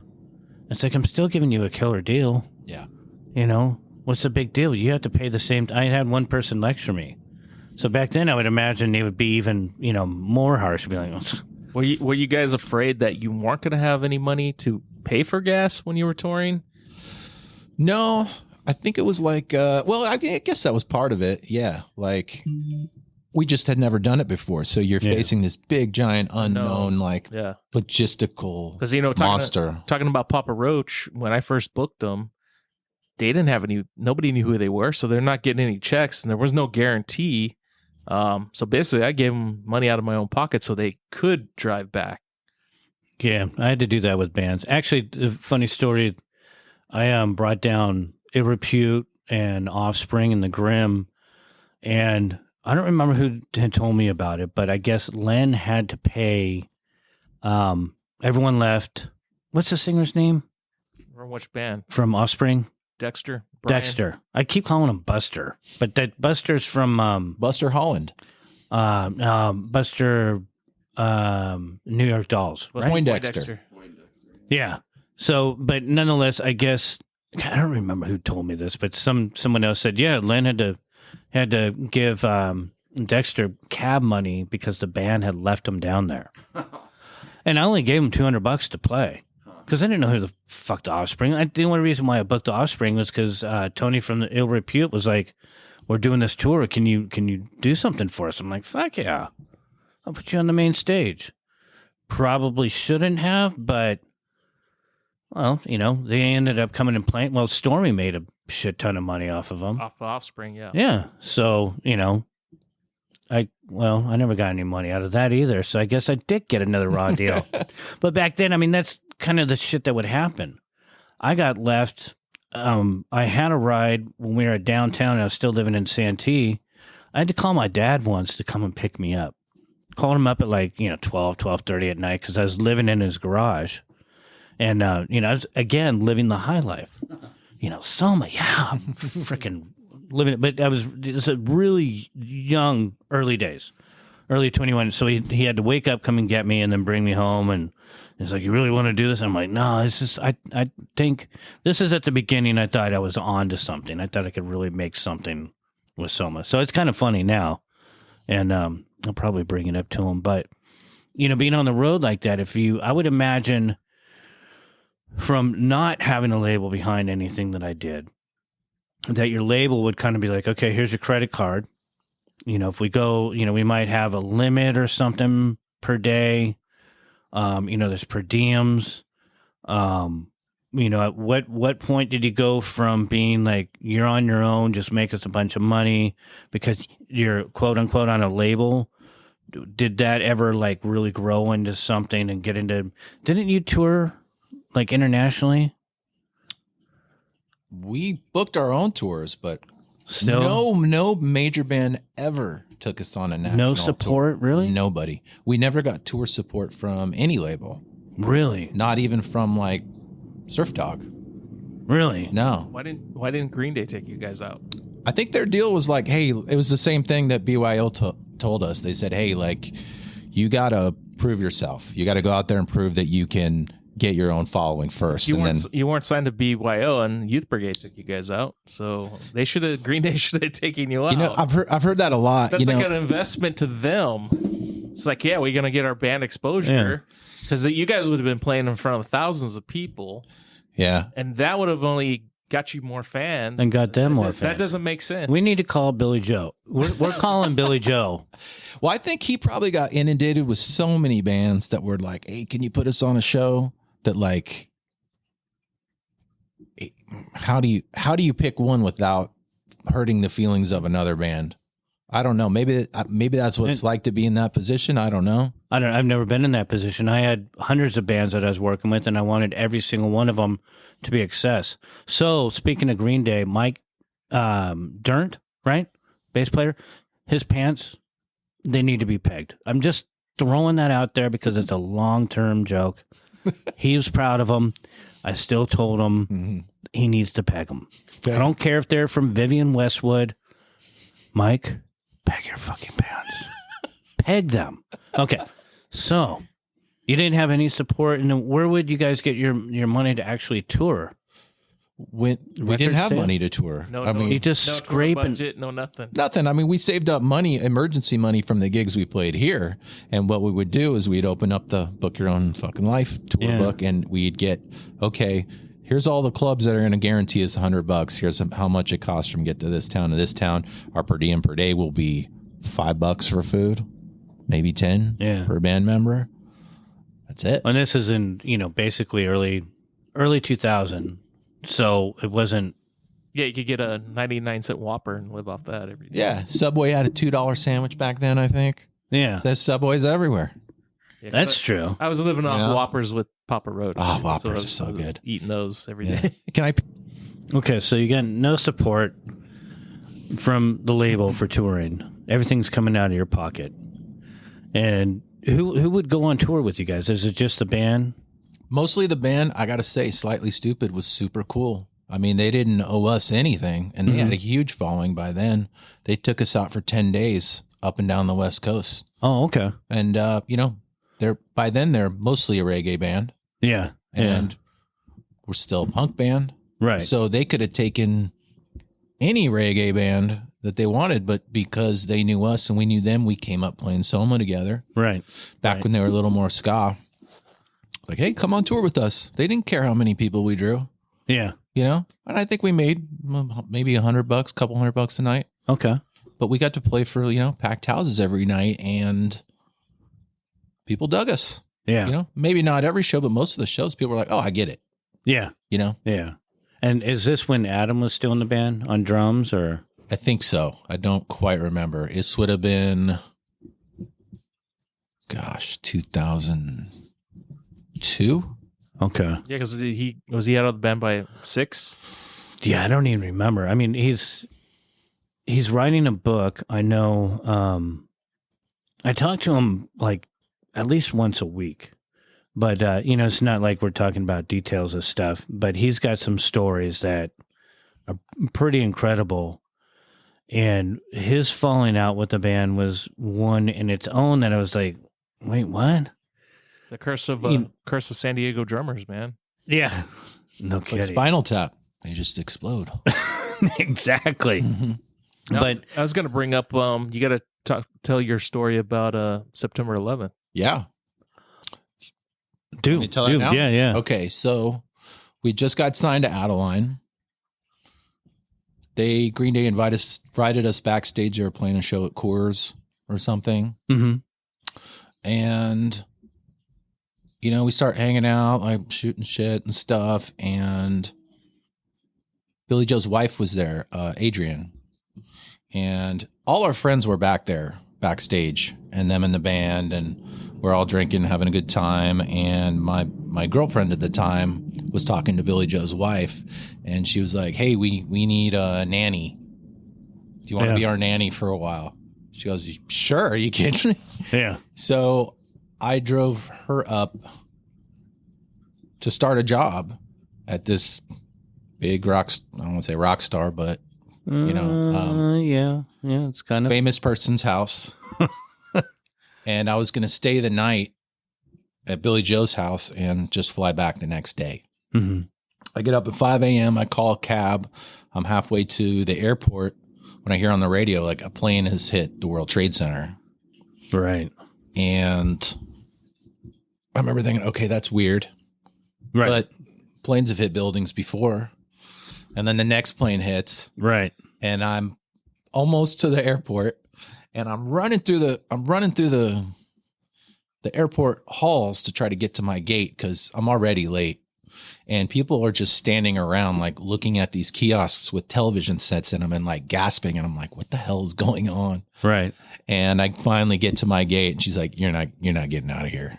Right. You're not getting out of here today. So get a ride back to Billy Joe's house. He's like, first thing he says to me is like, I guarantee you it's an inside job. It's an inside job. I'm like, fuck. That's what he was saying. That's what he was saying. I'm like, Wow. I just want to get home, man. That's crazy. So that's a different story. Is Billy Joe a conspiracy theorist? I think that was a turning point for him. He's talked about it in interviews. Oh, really? He said that was when he started getting more politically Conscious. aware in his songs. Right. Okay. That makes sense. He talks about it. There's an Audible series. I forget the name of it. Gosh, I can't remember the name of it. But there's an Audible series where different musicians talk about their experiences. He talks about that as a big turning point for him in terms of, like, what he wanted to put in his songs. Right. So and you were there. Yeah. I was hanging out in his living room on one of the worst days in American history. Right. Because he got the television going and you're staring at it. Yeah, and he was like, Agent 51 was scheduled to play a show at Gilman Street September 15th. So Billy Joe said, hey, if you need to stay here until the band gets here, that's totally cool. So I hung out at his place and basically slept in for the next 5 days. I said, give me something to do, man. Give me some yard work or something to do. So he put me to work in his backyard. I was like digging post holes or something like that. And he's got this house that just overlooks all of San Francisco and Oakland. I mean, he did at the time. I don't know if he still lives there, but He's in Newport. is that where is that He's down okay? in Yeah. I heard his babysat his kids kids, hung out with his kids. They were recording international super hits. They were recording the extra songs for that at the time. So I would go hang out with them at the studio and just kind of shoot the shit. And then until the band got to town, we played Gilman. Mm-hmm. Green Day actually ended up playing that show. That was the one show we played with Green Day. Oh, okay. And So you never played with them at Soma at all? no, never. Who was booking the shows back then? Jerry. They didn't. They played, and I think that's when Todd was doing it. I don't even understand why I wouldn't have had you guys do. Anyway, I digress. Green Day didn't play. I think maybe they played twice at Metro. Yeah, They played more at Union than they played at Metro. Yeah. They blew up. They were so big. They were doing arenas. So yeah, they like most of the bands, they blew up. Oh yeah, and they left get us. too big and then We don't see them again. I remember that first Union Street Green Day show I ever went to. I think it was $10. Mm-hmm. It was Green Day, Buck 09, Face to Face, and I think Unwritten Law. That sounds about. Yeah. I was in the mosh pit. I picked up an Unwritten Law sticker that was stuck to the ground, and I jumped on top to float. And I slammed the Unwritten Law sticker on the monitor in front of Billy Joe, and he picked it up and he put it on his guitar. I was like, yes! Such a fanboy moment. Little did I know that I would. Yeah. Yeah. So, okay, let's get back to September 11th because I'm in that whole week. Like, what's your mind frame? I'm actually surprised you guys even did a show after that because I was working for. You guys get this? We did. The 15th. Yeah, it's weird because I was doing street scene that weekend, and I was working for Counting Crows, POD, Offspring. I was doing merch, and Roach, who was actually touring with Counting Crows at that time, they canceled the tour. It was done. So that's why I was surprised that you guys even played on the 15th. Yeah, I mean, I had mixed feelings about it, but we had booked this show as an Adeline Records showcase. So I was like, well, if they still want us to play the show, we'll play the show. Maybe people need relief or something like that. Oh yeah. But we played. They had a booth set up for like disaster relief, I think, for a lot of the victims. And I remember being there. There was some commotion about. After Green Day played, there was some commotion within the ranks of Gilman about whether a major label band should be able to play there ever again, something like that. But I think a lot of people don't know that Billy Joe's a huge supporter of Gilman Street. He's dumped a lot of money. He's dumped a lot of money in there. So, but he doesn't brag about it, right? No, I don't think he makes any mention of that. That's what I heard because, him and Lint or Tim. I'm one of very few people that still call him Lint, but that's kind of their home base. For putting into relation, like my home base would be Union Street. I mean, Union Street of Soma. That's where I cut my teeth. That's where I made shit happen. So if that was still around, and for me, if it was still around, damn well, I would just go there and paint graffiti if I had nothing to do with it at this point in my life, But for them, that's really where they cut their teeth. Oh, big time. From everything from Op Ivy to them when they're still hippie kids. And what was the name of their band back then? Before they changed. Sweet Children? Yeah, Sweet Children. Yeah. So, but that was, I remember that even when we went up there was short-lived was, no corporate bands and, I understand the dynamics, but come on. You need money. You need someone on the inside, someone that's going to be able to support it, that someone has a credibility to keep something like that running because of the fact that as people get older, they start to fall off and, do other things, or they get a good gig where they make a bunch of money and then they're like, fuck you. And then they move on. But, yeah. So bless him for staying. And we'll call him later. Yeah. And I'll have to tell him to tell Mike to peg his fucking pants. Fucking bell, but they're so big. He's knocking people over and oh my God. When was the last time you talked to those guys? Gosh, Jeez. Probably, like directly, probably 2002. Oh, so it's You been know, a like strong we did a minute. call from time to time on tour, Yeah. you know? Does your ex-girlfriend still work for him? I don't think so. But years later, when I worked for Vans in 2004, we took a trip to New York, a business trip, and I'm walking down the Garment District, and there's Trey Cool and Mike Dirnt just like hanging out on the side of the not the road, but the street, like drinking paper bag tall boys of like Bud Light. I'm like, what are you guys doing? Oh, we're recording. I guess they were doing pre-production there for American Idiot or something like that. Oh, But wow. like, what are the odds that like in New York City where there's a million people that like, You see him. yeah, Yeah. how just, Well, they were, Wow. they were cool with you. yeah, I think so. yeah, that kind of. Well, I don't know. I called him out for drinking Bud Light, and I called him a couple morons, but yeah, they liked it. I No, just thought that was so cool. It's like It you could seems buy, like them. you could know? buy the most expensive bottle of anything you want, and you're just like punk as fuck. right, but you got your roots or Bud your Dry roots. or whatever it was. I thought that was that was so cool. Yeah. Back to the root. Why Yeah. ask why? Drink Like Bud Gilman Dry. Street. Yeah. Yeah.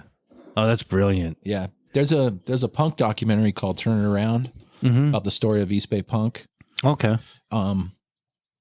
It kind of delves into the birth of the Gilman scene, Oh, And- okay. I got to check it out. tying it back into skateboarding, like you had Mhm. mentioned earlier. You could argue that everything that was going on at Gilman and the East Bay punk scene back then, Operation Ivy, Green Day, Isocracy, Crimp Shrine, all those bands, Mhm. you could say that everything that was about to happen in San Diego was kind of an extension of what was going on there, because we would get all of our music from the skateboard videos. I wouldn't know who Right. Operation Ivy was if it wasn't for the H Street video. I wouldn't know who Rancid was or No Effects or any of those. Sub Society Green is the Day. big one that I always hear about. Yeah.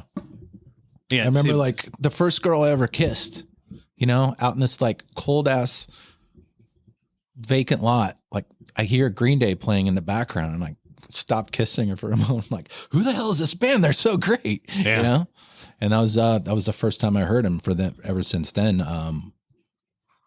You know, that was the Plan B Questionable video I think they were on.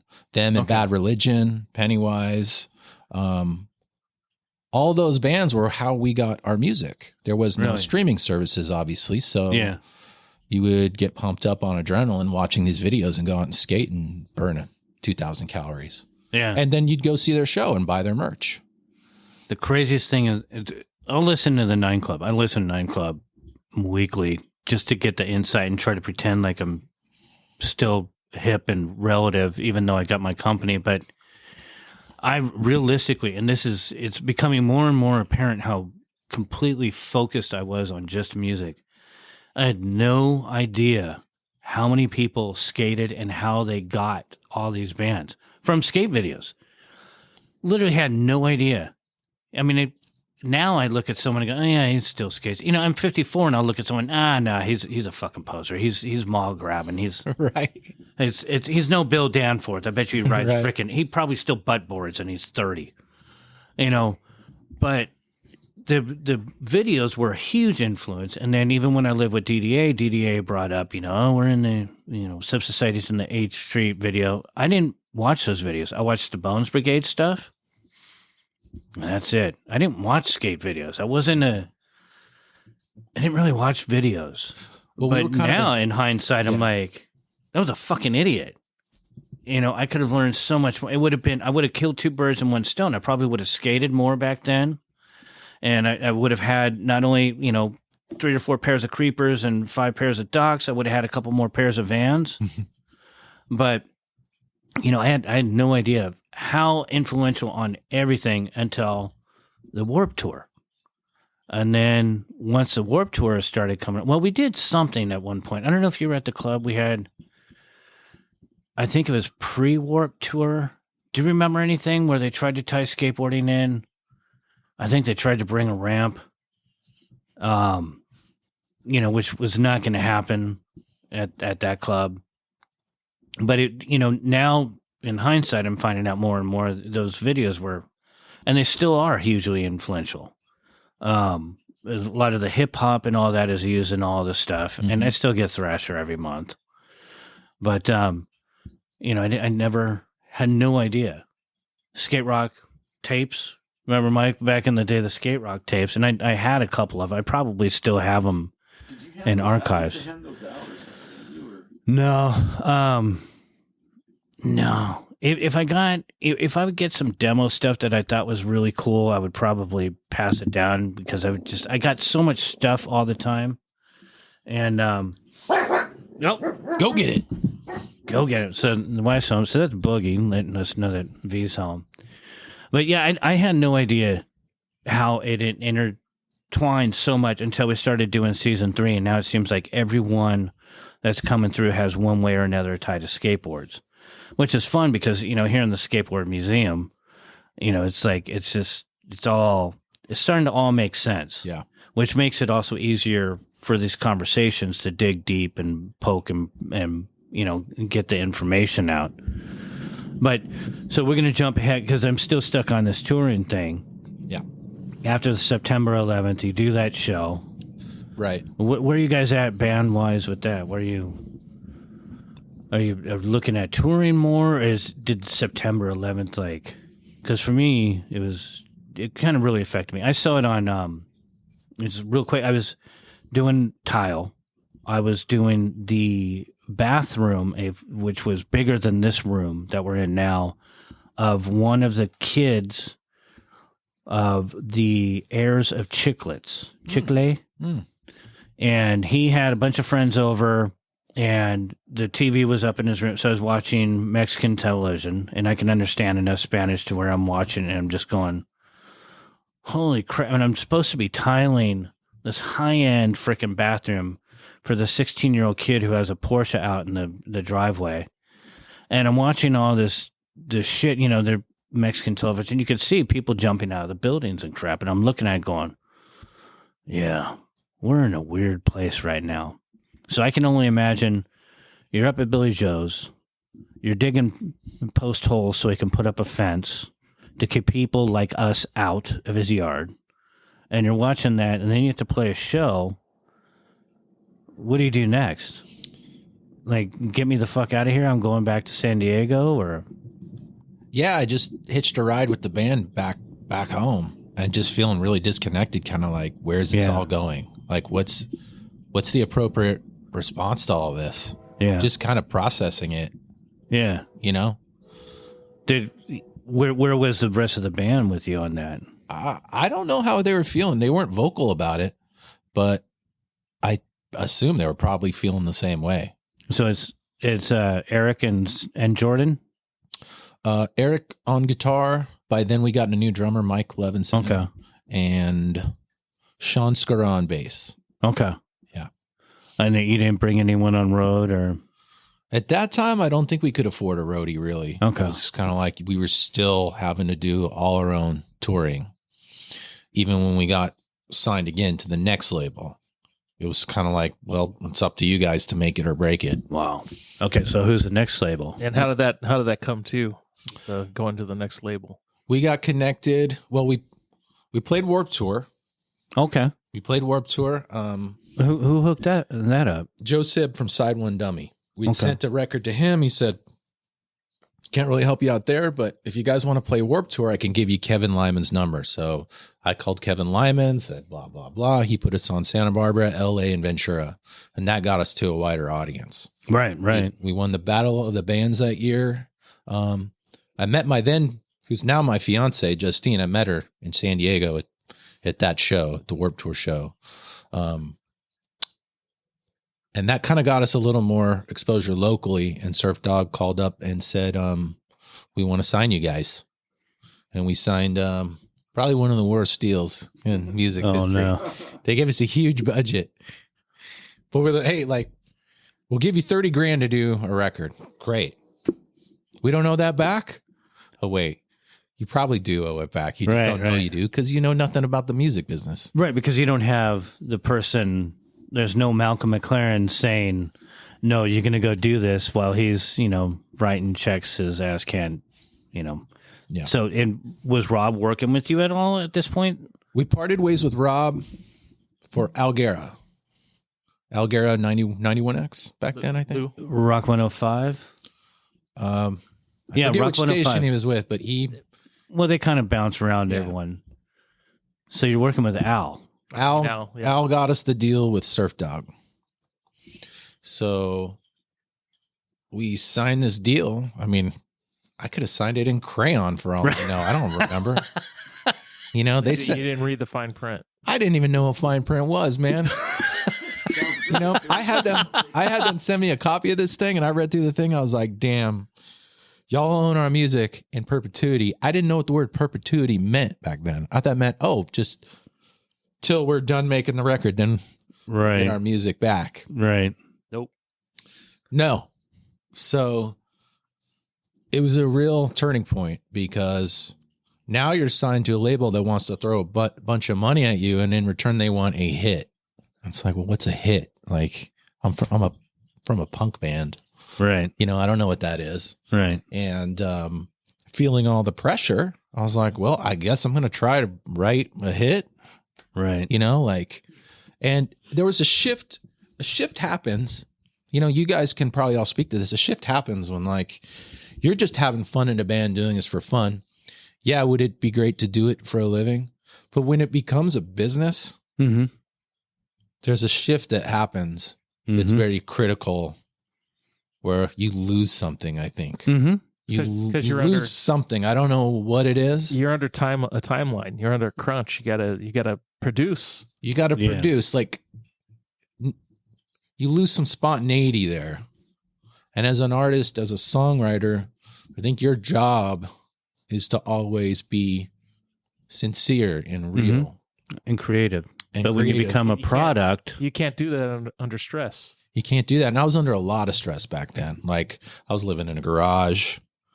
It's good living. It was beats cool. a car or a bench in a park. Yeah. Especially when you're trying to protect your vinyl. Just saying. Yeah. Yeah, exactly. It would get so hot in there in the summer. All I had was a whirlybird. There was no insulation. Now you're bragging. Yeah, I'm just saying. It didn't inspire any good music, I can tell you that. I mean, realistically, I would find it. I found some of the most times of, absolutely kicked in the face and knocked down, and I'd be like, oh, I'm going to do something really creative. But what would end up happening with me is eventually whatever beer sponsor was sponsoring me the most at that point, and I would start to find a way to weasel out, so I would keep my creative self back because I got so focused on just finding another way to survive. So again, my creativeness and my embodiment of being creative would become because I'm trying to survive. So I can imagine, because I've never been under the almighty label of anything. No one's ever, other than Soma, I had to produce for the scene, but I can only imagine if you got a label saying, okay, well, we want a hit, I'd be like, okay, I'll give you a hit. Here, it's lit. Go ahead and hit it. I can't. That to me would be, I might as well just, stop me, replace me with someone else, because that's not how I work creatively. Right. And you've never had to work that way creatively either. So. No, and I should have handed him a joint and said, here, take a hit off this. Because what happened was I started writing songs for other people and not myself. Some of the songs on that record we did, I like, and some of them I just listen, I cringe. I'm just like, oh God, why did I let that one out in the world? Can't take it back. Yeah, but Jewel made that one a hit. The problem with that is, let's say it works. Let's say you do write a hit song. Right. And you got to play that motherfucker every night for the rest of your life. Oh, yeah. That's the biggest curse of having a popular song. You better like it, because if you don't like it, now you're stuck with it. Mm-hmm. So I think some bands only have one hit. Right. Yeah. So it's like, I'm kind of thankful that it didn't really fly. Right. Because I can kind of just put it on a shelf over here and well, let's go back to, so you're writing songs for other people and you're just kind of going through the motions. So what, where's the tension going, and what sort of, are you being pressured still to write, or? Yeah. Basically, I kind of was coming to the same threshold that you came to when you were like, I'm done. Right. Because I just couldn't manage to find a way forward where I was happy. I didn't like the music I was writing. Right. You know, we weren't making any money on tour. Right. You know, I felt like I needed to offer something deeper or something to be able to survive. And I was 28 years old, never had a real full-time job in my life. And I just thought I need to go back home where my heart beats and figure out my own life for my own sanity. Right. So I left. I said, I'm done. Yeah. I left. Was there any legalities with that? I don't remember signing anything. I remember the label being really pissed.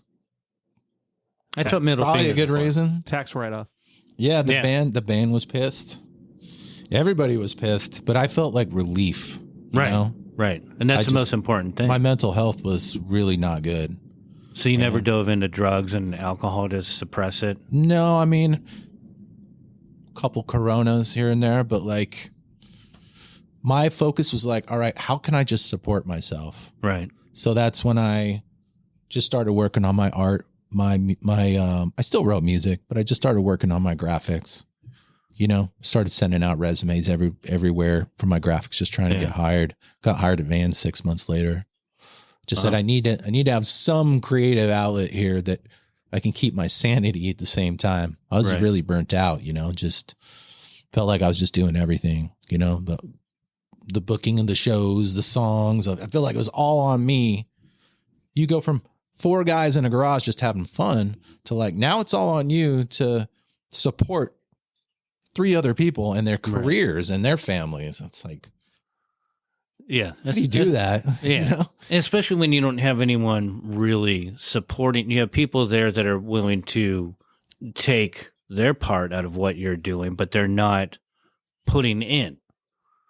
So, you know, that can be extremely frustrating. I'm getting pissed just thinking about it because I've been in that situation.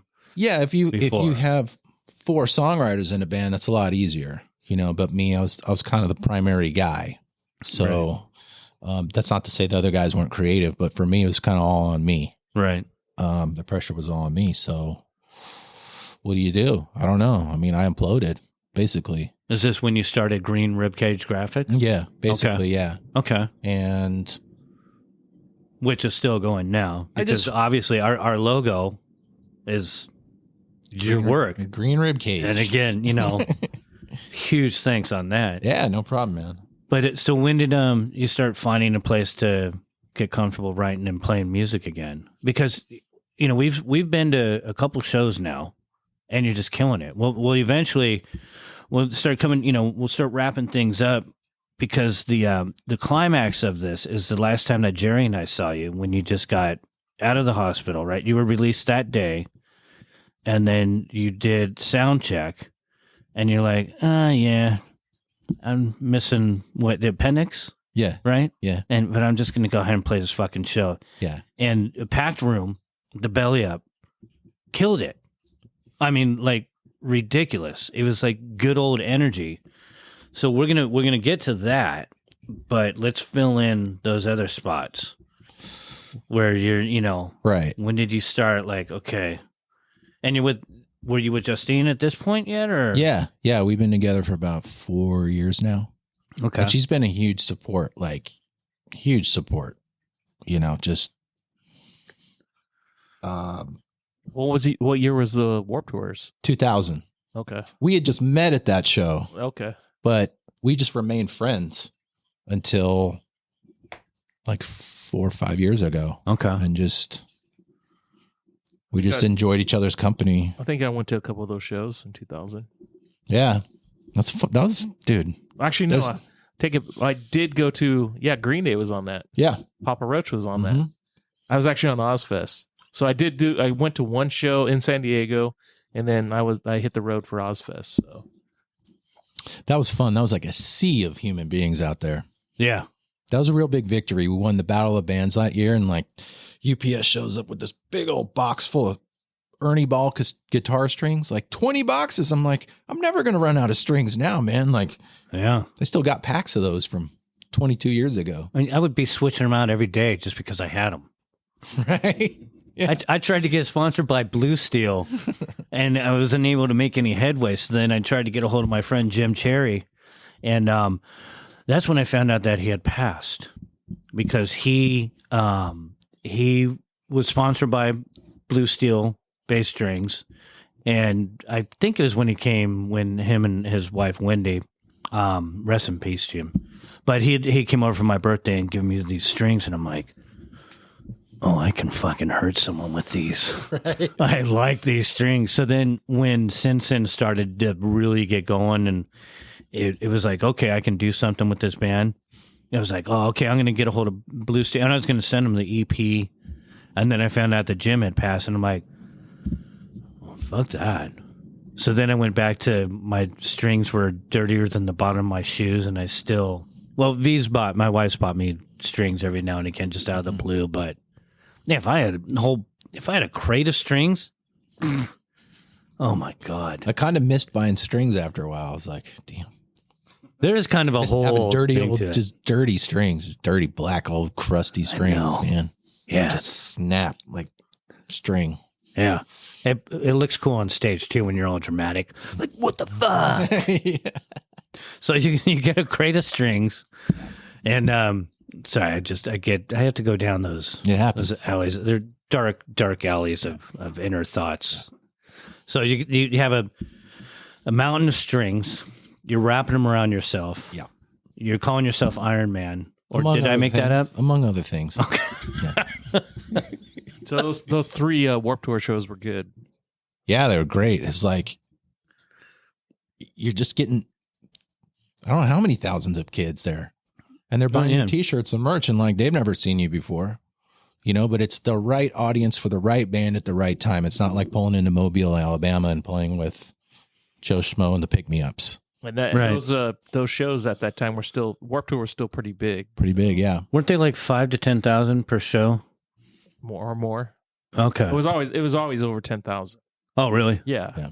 They And are you playing like a main stage or a side stage type thing? Because don't they have multiple they had like stages? three stages. I've four never stages. been to one. I only went to the first Lollapalooza when Green Day, and we went there specifically to talk to Golden Voice and Green Day. So I don't. It's kind of like a festival type thing, and you're playing minimum of what, a few thousand people Yeah. each time. Yeah. And we're getting decent slots too. It's not like we were going on while Rancid was playing or something, Oh, okay. you know, so it was cool. Yeah, It was a real boost. That year in San Diego was at the Coors Amphitheater. That's right. Yep. Now, do you have product that you have in this? Any merch, any records or anything? Or Yeah, we have CDs, shirts, stickers, all the stuff. Mostly just throwing it out for free. okay, Yeah. but you're definitely building like the core audience. Where do you go with that? Where does it? Well, from there, Adeline, basically. Okay. From Adeline to Surf Dog, Mm-hmm. right? And then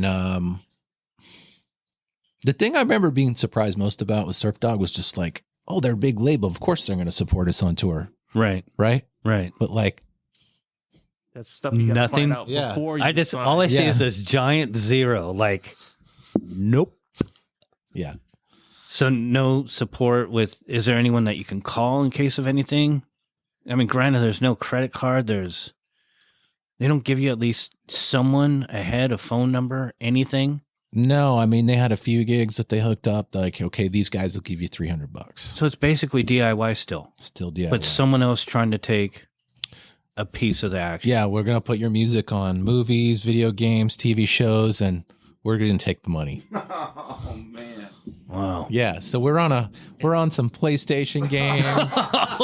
We're on a Are you game. serious? Yeah, we're on a game called Big Mother Truckers 2. Oh, I got that one. We're on some Fox. We were on the World Series 2009,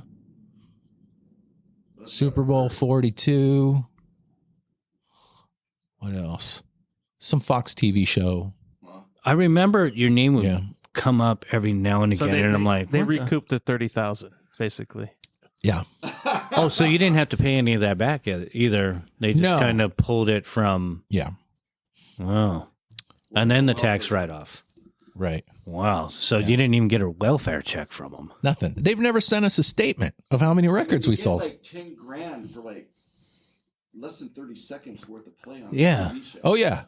Yeah, I don't know where that money is. No royalties. No, they claim to own the publishing on it. And It's theirs. Yeah. yeah, so it's theirs. And I think the only thing they really did for us was give us a $5,000 advance to buy a van. Huh. Wow. But if I had known anything about the music business back then, I would not have signed that deal. Well, it makes me, again, I feel even more guilty that I wasn't more knowledgeable to teach people. Well, once you were done with me, then you had to deal with Len. And why wasn't, it just seems like there's a stopgap there that should have, Well, there should have been the more. problem was you didn't get a lawyer to look at it. Right. Well, the label's like, well, here's a great lawyer we can recommend. He'll look Oh. over the contract for for them. Works great for us. Yeah. But- yeah. The guy in all gold. Yeah. The guy with all gold teeth The that's lawyer they smiling. were offering you was their lawyer. Yeah. Yeah. You have to have a outside. You need a third party. Yeah. To be fair, I should have known about the music business back then. I should have known about. Well, how are you going to Shame. know about it? I mean, know? who's? It's not like you're looking up on YouTube. I'm going to be in a fucking band and I want to make some money off of this and not get ripped off. There's no. You could market though. You could turn that to your favor.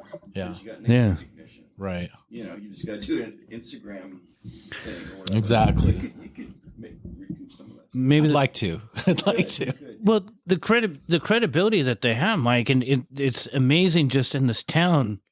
I mean, you guys are known hugely and so respected. I mean, you're a staple of whenever anything gets talked about. Sulo. Whenever Sulo and I are talking about anything or anything about, I wouldn't call it like it kind of is the Salad Days. I mean, you guys are one of the names that's always brought up. You got the Powways, but you guys are there. You're in that mix, but you don't have to. On the other flip side, you don't have to deal with all the bullshit of having a lawyer every time that you write a record or even write a song. So that's, that would probably. I don't know. I think the money would kind of help pay some bills, maybe. Play. How often do you play now? These days, not much. I mean, with the virus and everything that happened, I just hunkered down and started writing mostly. And you're still selling songs to other bands? Yeah, I mean, I still do production work for other bands, and I plan on playing more live this year. But this past year, I busted my finger. I broke my finger. My appendix didn't help. Yeah. This last year has just been a wreck. It's just been a wreck, man. So the Chris Arms music, is that for production? That's that's my publishing company for my own songs. Like okay. So does their own, okay. Yeah. And then I do production work for other bands. Like say a band will come in with the song and they'll be like, hey, we want it to sound like this. Can you make like a work tape demo for us? And that's basically what I'll do. Okay. Yeah. So not only with Green Ribcage graphics, you're doing that, which I know you got to be starting to get swamped because the email that went out, I'm sure you're pretty busy with that. And then your production. So how much time do you actually have to, and do you find the time? Do you feel the creativeness to be able to like just go and sit and write music? I got to make time for that, honestly. Okay. Like, I got to sit down and say, all right, I'm writing for this half hour. Right. Right. Because. And half-hour increments? Yeah. Because. You're that busy? There's just no. Well, yeah. These days, yeah. Okay. Because. That could be a good thing. There's just so many damn distractions, Yeah. And yeah, so I just make time to write these. Like days. Billy Joe sending you, I'm sorry. Well, The fence fell down. Can you? The other issue with doing shows is a lot of your band members don't live in the state, so you definitely have to plan way ahead. Sure, to get everybody together to do a show. Sure. Yeah. Mike, our drummer, he's back now. He lives in San Diego now. Sean is in Washington. Greg's in LA, and our first bass player, Jared, he's here now too. So yeah, it's like corralling a. Yeah, because that's one of the things that, well, actually, I was talking to Sulo earlier today, and that Jerry and I are going to be working on. We have other people, you know, I brought it up before, but the Magnol Company kids are a bunch of young kids that I'm mentoring, but John from he was G Spot and now Beta 7. We're trying to do a reunion type show, but Sulo really wants to do another Soma show, like the Swindle Classified Agent 51 show. So we're trying to figure out ways to get band members in town, like Buck 09, who Jerry works with. They're coming in town to record more for an album, but they have to bring everyone in town. So when you come up with, if someone says, hey, do you want to do this? Does it take like months to get everything coordinated, or are people able, because this is the problem too, are they able to just at a drop of a hat be like, yeah, I can be out there in a month? It takes a couple months. Yeah. Yeah, because there's all these logistical things that have to happen. You know. So the Pivot show, it took you a couple months to get everything together, make sure everybody was going to be there. Yeah. And I know Mikey wasn't there at that show. Was he? Yeah, Mikey was there. Was he? I don't remember seeing him. That's weird. He had just moved back. Okay. Yeah, I think he was like. Oh, Sean wasn't there. Sean was not there. That's what it was. Did Eric play that one, or? Yeah. Okay. Yeah. Yeah, because I'm just trying to figure out, for me personally, just trying to get Brian down here from up in, I think he's up in Carlsbad now, to come down, and then trying to figure out a drummer just to come in and sit, just to play here, let alone, you know, coordinating to do the podcast. We have to get Jerry to be able to come down, and we have to try to do as much as we can in a short amount of time. Mike coming over the border, well, 2.5 hours trying to get over the border just to get over here. Don't remind me. Oh, man. So, It's like, Jesus Christ. I know. you know, the logistics of everything. And me personally, I find it so hard to do I have to really get a lot of ducks in a row. But luckily, I'm not, you know, a band that, if it's announced that I'm going to play, if 100 people go, woohoo, I'm going to want to have all their heads checked. Because unless maybe if Cockroach played, I think enough people would be like, oh, we're going to go see this. He's old. He's going to be upside down. We have to go see this. And I'm hoping that's what people would think. But realistically, you know, you're at that point where if you announce that you're playing somewhere, people want to see you play. That surprises me, honestly. Like How could that be? I mean, I don't know. I just feel so lucky that we got anywhere. Yeah, honestly. But the talent and your hometown heroes, because you tried doing all the bits and pieces. You know all the people. I mean, it's, you know, again, we'll just bring it on the podcast. I'm still, well, you're helping me trying to get a hold of Tom so I can bring Tom in here. But you're about as DIY as it gets. And so you play and people are like, yeah. And I'm sure half the people are like, well, who's he going to have on stage with them? Right. But they don't really care because they want to see you play. Yeah, that honestly, like, I would have thought that we would be one of those bands that just kind of faded away by now. Kind of like one of my bands. Those, Well, just those commercials work, dude. That football game shit. right. Maybe That's what it is. maybe I owe that label of thanks. Yeah, that's You what know? it is. Yeah. I mean, they know you're on. Right. Your name pops up. They're like, I know this guy. I know him. I've heard their music somewhere. You know, when you mention our name to people, they're like, "Oh yeah," you know, like I've heard of that. But it's also, you know, we we come to this point where we can go for hours and hours and hours, and we will. Well, it's like the picture I sent you that Jay from the Suicide Machines took on the East Coast with somebody who had an Agent 51 tattoo. Yeah. Yeah, talk about a cool band, Suicide Machines. Yeah. Back to being on tour, we played Emos in Austin. Oh, okay. And we somehow got hooked up with the show opening up for them. And the guitar player was like, "Man, you guys are the best band I've seen in 10 years." I'm going, "All right, here's your $20." You know, like you probably say that to all the opening bands because they're taking $100. Yeah, he's just sent me a Venmo before this interview Oh, to did tell he? you that. And what year was that? This would have been 2002. So that was Derek. Yeah, Or not Derek. I'm sorry, Dan. skinny guy. Dan. Yeah. But we hung out. We hung out after the show. They were so cool and so down to earth. And by then, I mean, they had a pretty darn big following. Yeah. And they played Soda Bar last year, I think. And Right. they played Red Alert. Wow. It's a good song.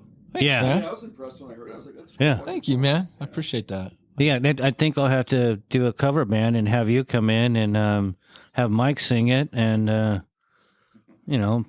Redskin. That's a good song. Appreciate that. I didn't know it was you. I was just sitting there going, Yeah. that's a pretty cool song. Thanks, man. Speaking of Jerry, do we have anything else queued up? Well, I was gonna see if Chris wanted to promote anything before we end the podcast. Yeah. Green Rib Cage Graphics, that's my graphics company. If you search my name on a website called Air Gigs, that's where I do all my production stuff. But other than that, I'm just writing right now. I'm doing my like kind of more Americana folky stuff. Yeah, that's the stuff I'm really interested. Is there something we can play right now? And I got a song that's kind of like Springsteen-y, you might say. it's Which song was Yeah. it? Called Lord Let Me Run. I was looking for the ones you sent me. Oh, that's the new punk stuff I'm working on. Mystifying or Yeah. Pop Stars. Yeah, that playing hopefully becomes new agent stuff. So if you want to play one of those, that's totally cool. yeah. We need to have a couple Which one songs. did you want to hear? Get in. Just flip a quarter. Either one. Surprise me. Flip a can. I can do the old bottle with that whole thing about throwing the water. But what was up with that? Just completely off the. Yeah, tick You gotta tack get into tock. that, dude. I'm You trying. gotta do something. It is so time consuming. Yeah, we'll have somebody do it for you. Some kid, Yeah. you know. Yeah, that's what I'm trying to have. But you know what my kid does? No, I'm gonna fix your toilet. Here we go.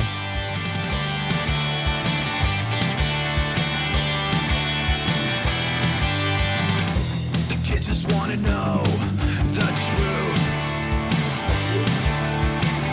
But what's that really saying about you?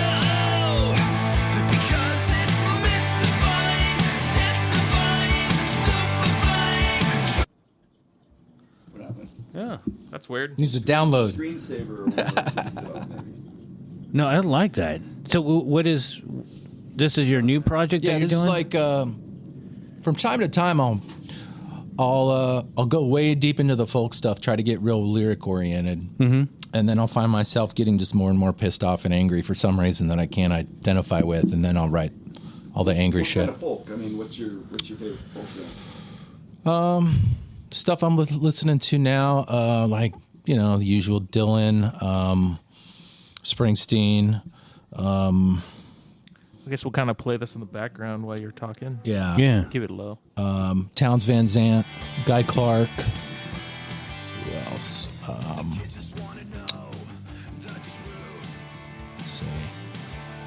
I've been on a big Towns kick lately. Just trying to get more like lyrically driven. Try to tell more of a story. Right. Rather than just be piss and vinegar all the time. But I find I'm pretty decent at the piss and vinegar stuff. It's there. It's always going to be there. Like, Yeah. It's that 30 grand. Yeah. That 30 grand, man. Fucking crap. I'll never escape it. So I've learned to embrace it, like really embrace that side of the artistry, if that's what you want to call it. Right. I'm always going to have my roots in punk, Right. Yeah, There's no reason not to express yourself in any possible way artistically you can. I mean, when I'm getting sidetracked by this song, but when with Red Rum Skates, I had to do other companies off to the side so I could justify doing, like I did a deck with Koi Fish, and then different things artistically that aren't really horror related. So I thought I needed to start another company to justify that. And then I started, wait a minute, this is me. Mm-hmm. I might as well just put a middle finger on the fucking board because they're just, the art's the same way for the most part. But when I pigeonhole myself just trying to be what I think people want out of me, then I'd lose interest. Yeah. And like my wife complains about having writer's blocks. It's just, she just doesn't really, she's not inspired by anything right now that really gets her, gets the creative juices flowing. Mm-hmm. And it's probably because she spent so much time just trying to raise her daughter and stay pigeonholed, focused in on that. She has a hard time breaking out of that. But now Monkey's 22, so. Wow. But as an artist, you can't always be pigeonholed. At some point, you got to. I know you can fix that. I know how you could germify that koi. You could have a cat carrying one off. I know. No, I did a whole bunch of just different art. I mean, I was really into, I raised orchids for 25 something years and I had over 400.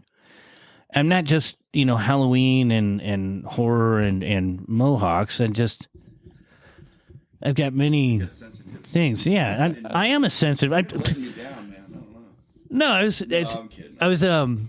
It's funny because you bring it up when John from Beta 7, he came here with the ska documentary. He's doing that, and I'm going to end up doing all the narration for the documentary. So we sat here, and this is at the beginning of COVID, so he still had his mask on, and I'm just on the couch. And so I had to tell the story for the first time. I never really told the story. He had no idea what I did at Soma, let alone everything else. So we're going through it, and now I can feel it again. But I started getting emotional because of my attachment to what I was trying to do, and then the fact that I had it so ripped away, and then I had to rebuild and reconstruct myself so I can be behind a mower, which I was used to mowing lawns and flip people off. But in my head, I'm like, fuck you and fuck you, and I want to be doing this, and these bands, they need to get, more exposure, and it was a hard time. So I ended up, that's when I worked at 7-Eleven for about 3 years. So I was just a freaking, 7-Eleven jockey. Seems and like I saw you or something. Probably. It was Check on you or something. with V, my wife. There's a lot of people that saw me in my saddest of times, and, I was going to ask Chris, was there an Agent 51 song you wanted us to play to close this podcast? Sure. Let's do. There's a song we wrote on the Red and the Black album called "Been So Long." That one was kind of a sleeper for us.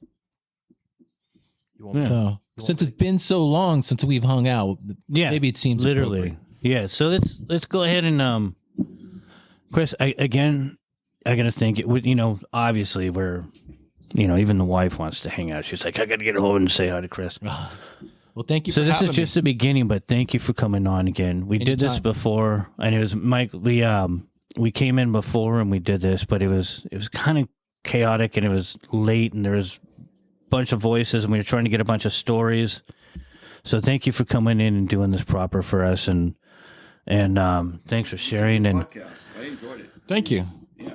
Anytime. And I know we left some stories off the table that we can do a part 2 of. Oh, yeah. As well. Oh no, there's going to great be to have all 4 of us in a room again. Oh yeah, I'm down. yeah. There's going to be. This is just the beginning.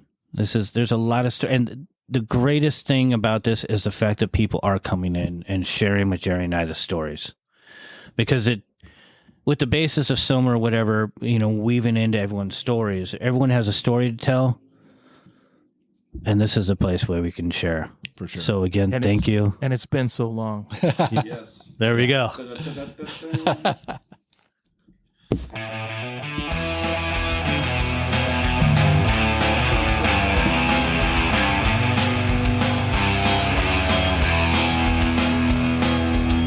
What do you get for your anger? And what do you get for your pain? Inside you live this life of danger. You're always on the go. Still only scars remain. But it's been so long since I've tried. Yeah, it's been so long since I've cried. Still my heart goes on. Yeah, it's been so long. Yeah, it's been so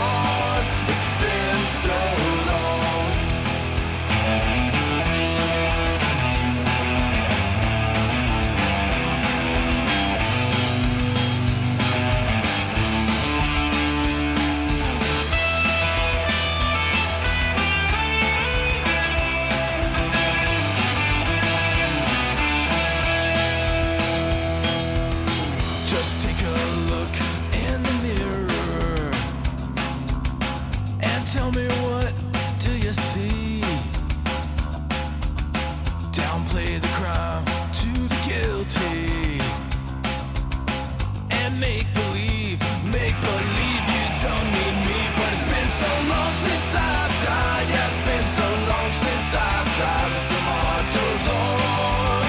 Yeah, it's been so long. Yeah, it's been so long since I felt the pain when I'm moving eastbound on a westbound train. Still my heart goes on. It's been so long. Yeah, it's been so long since I've tried. Yeah, it's been so long since I've died, but still my heart goes on. Yeah, it's been so long. Yeah, it's been so long since I felt the pain when I'm moving eastbound on a westbound train. Still my heart goes on. It's been so long. It's been so long. It's been so long.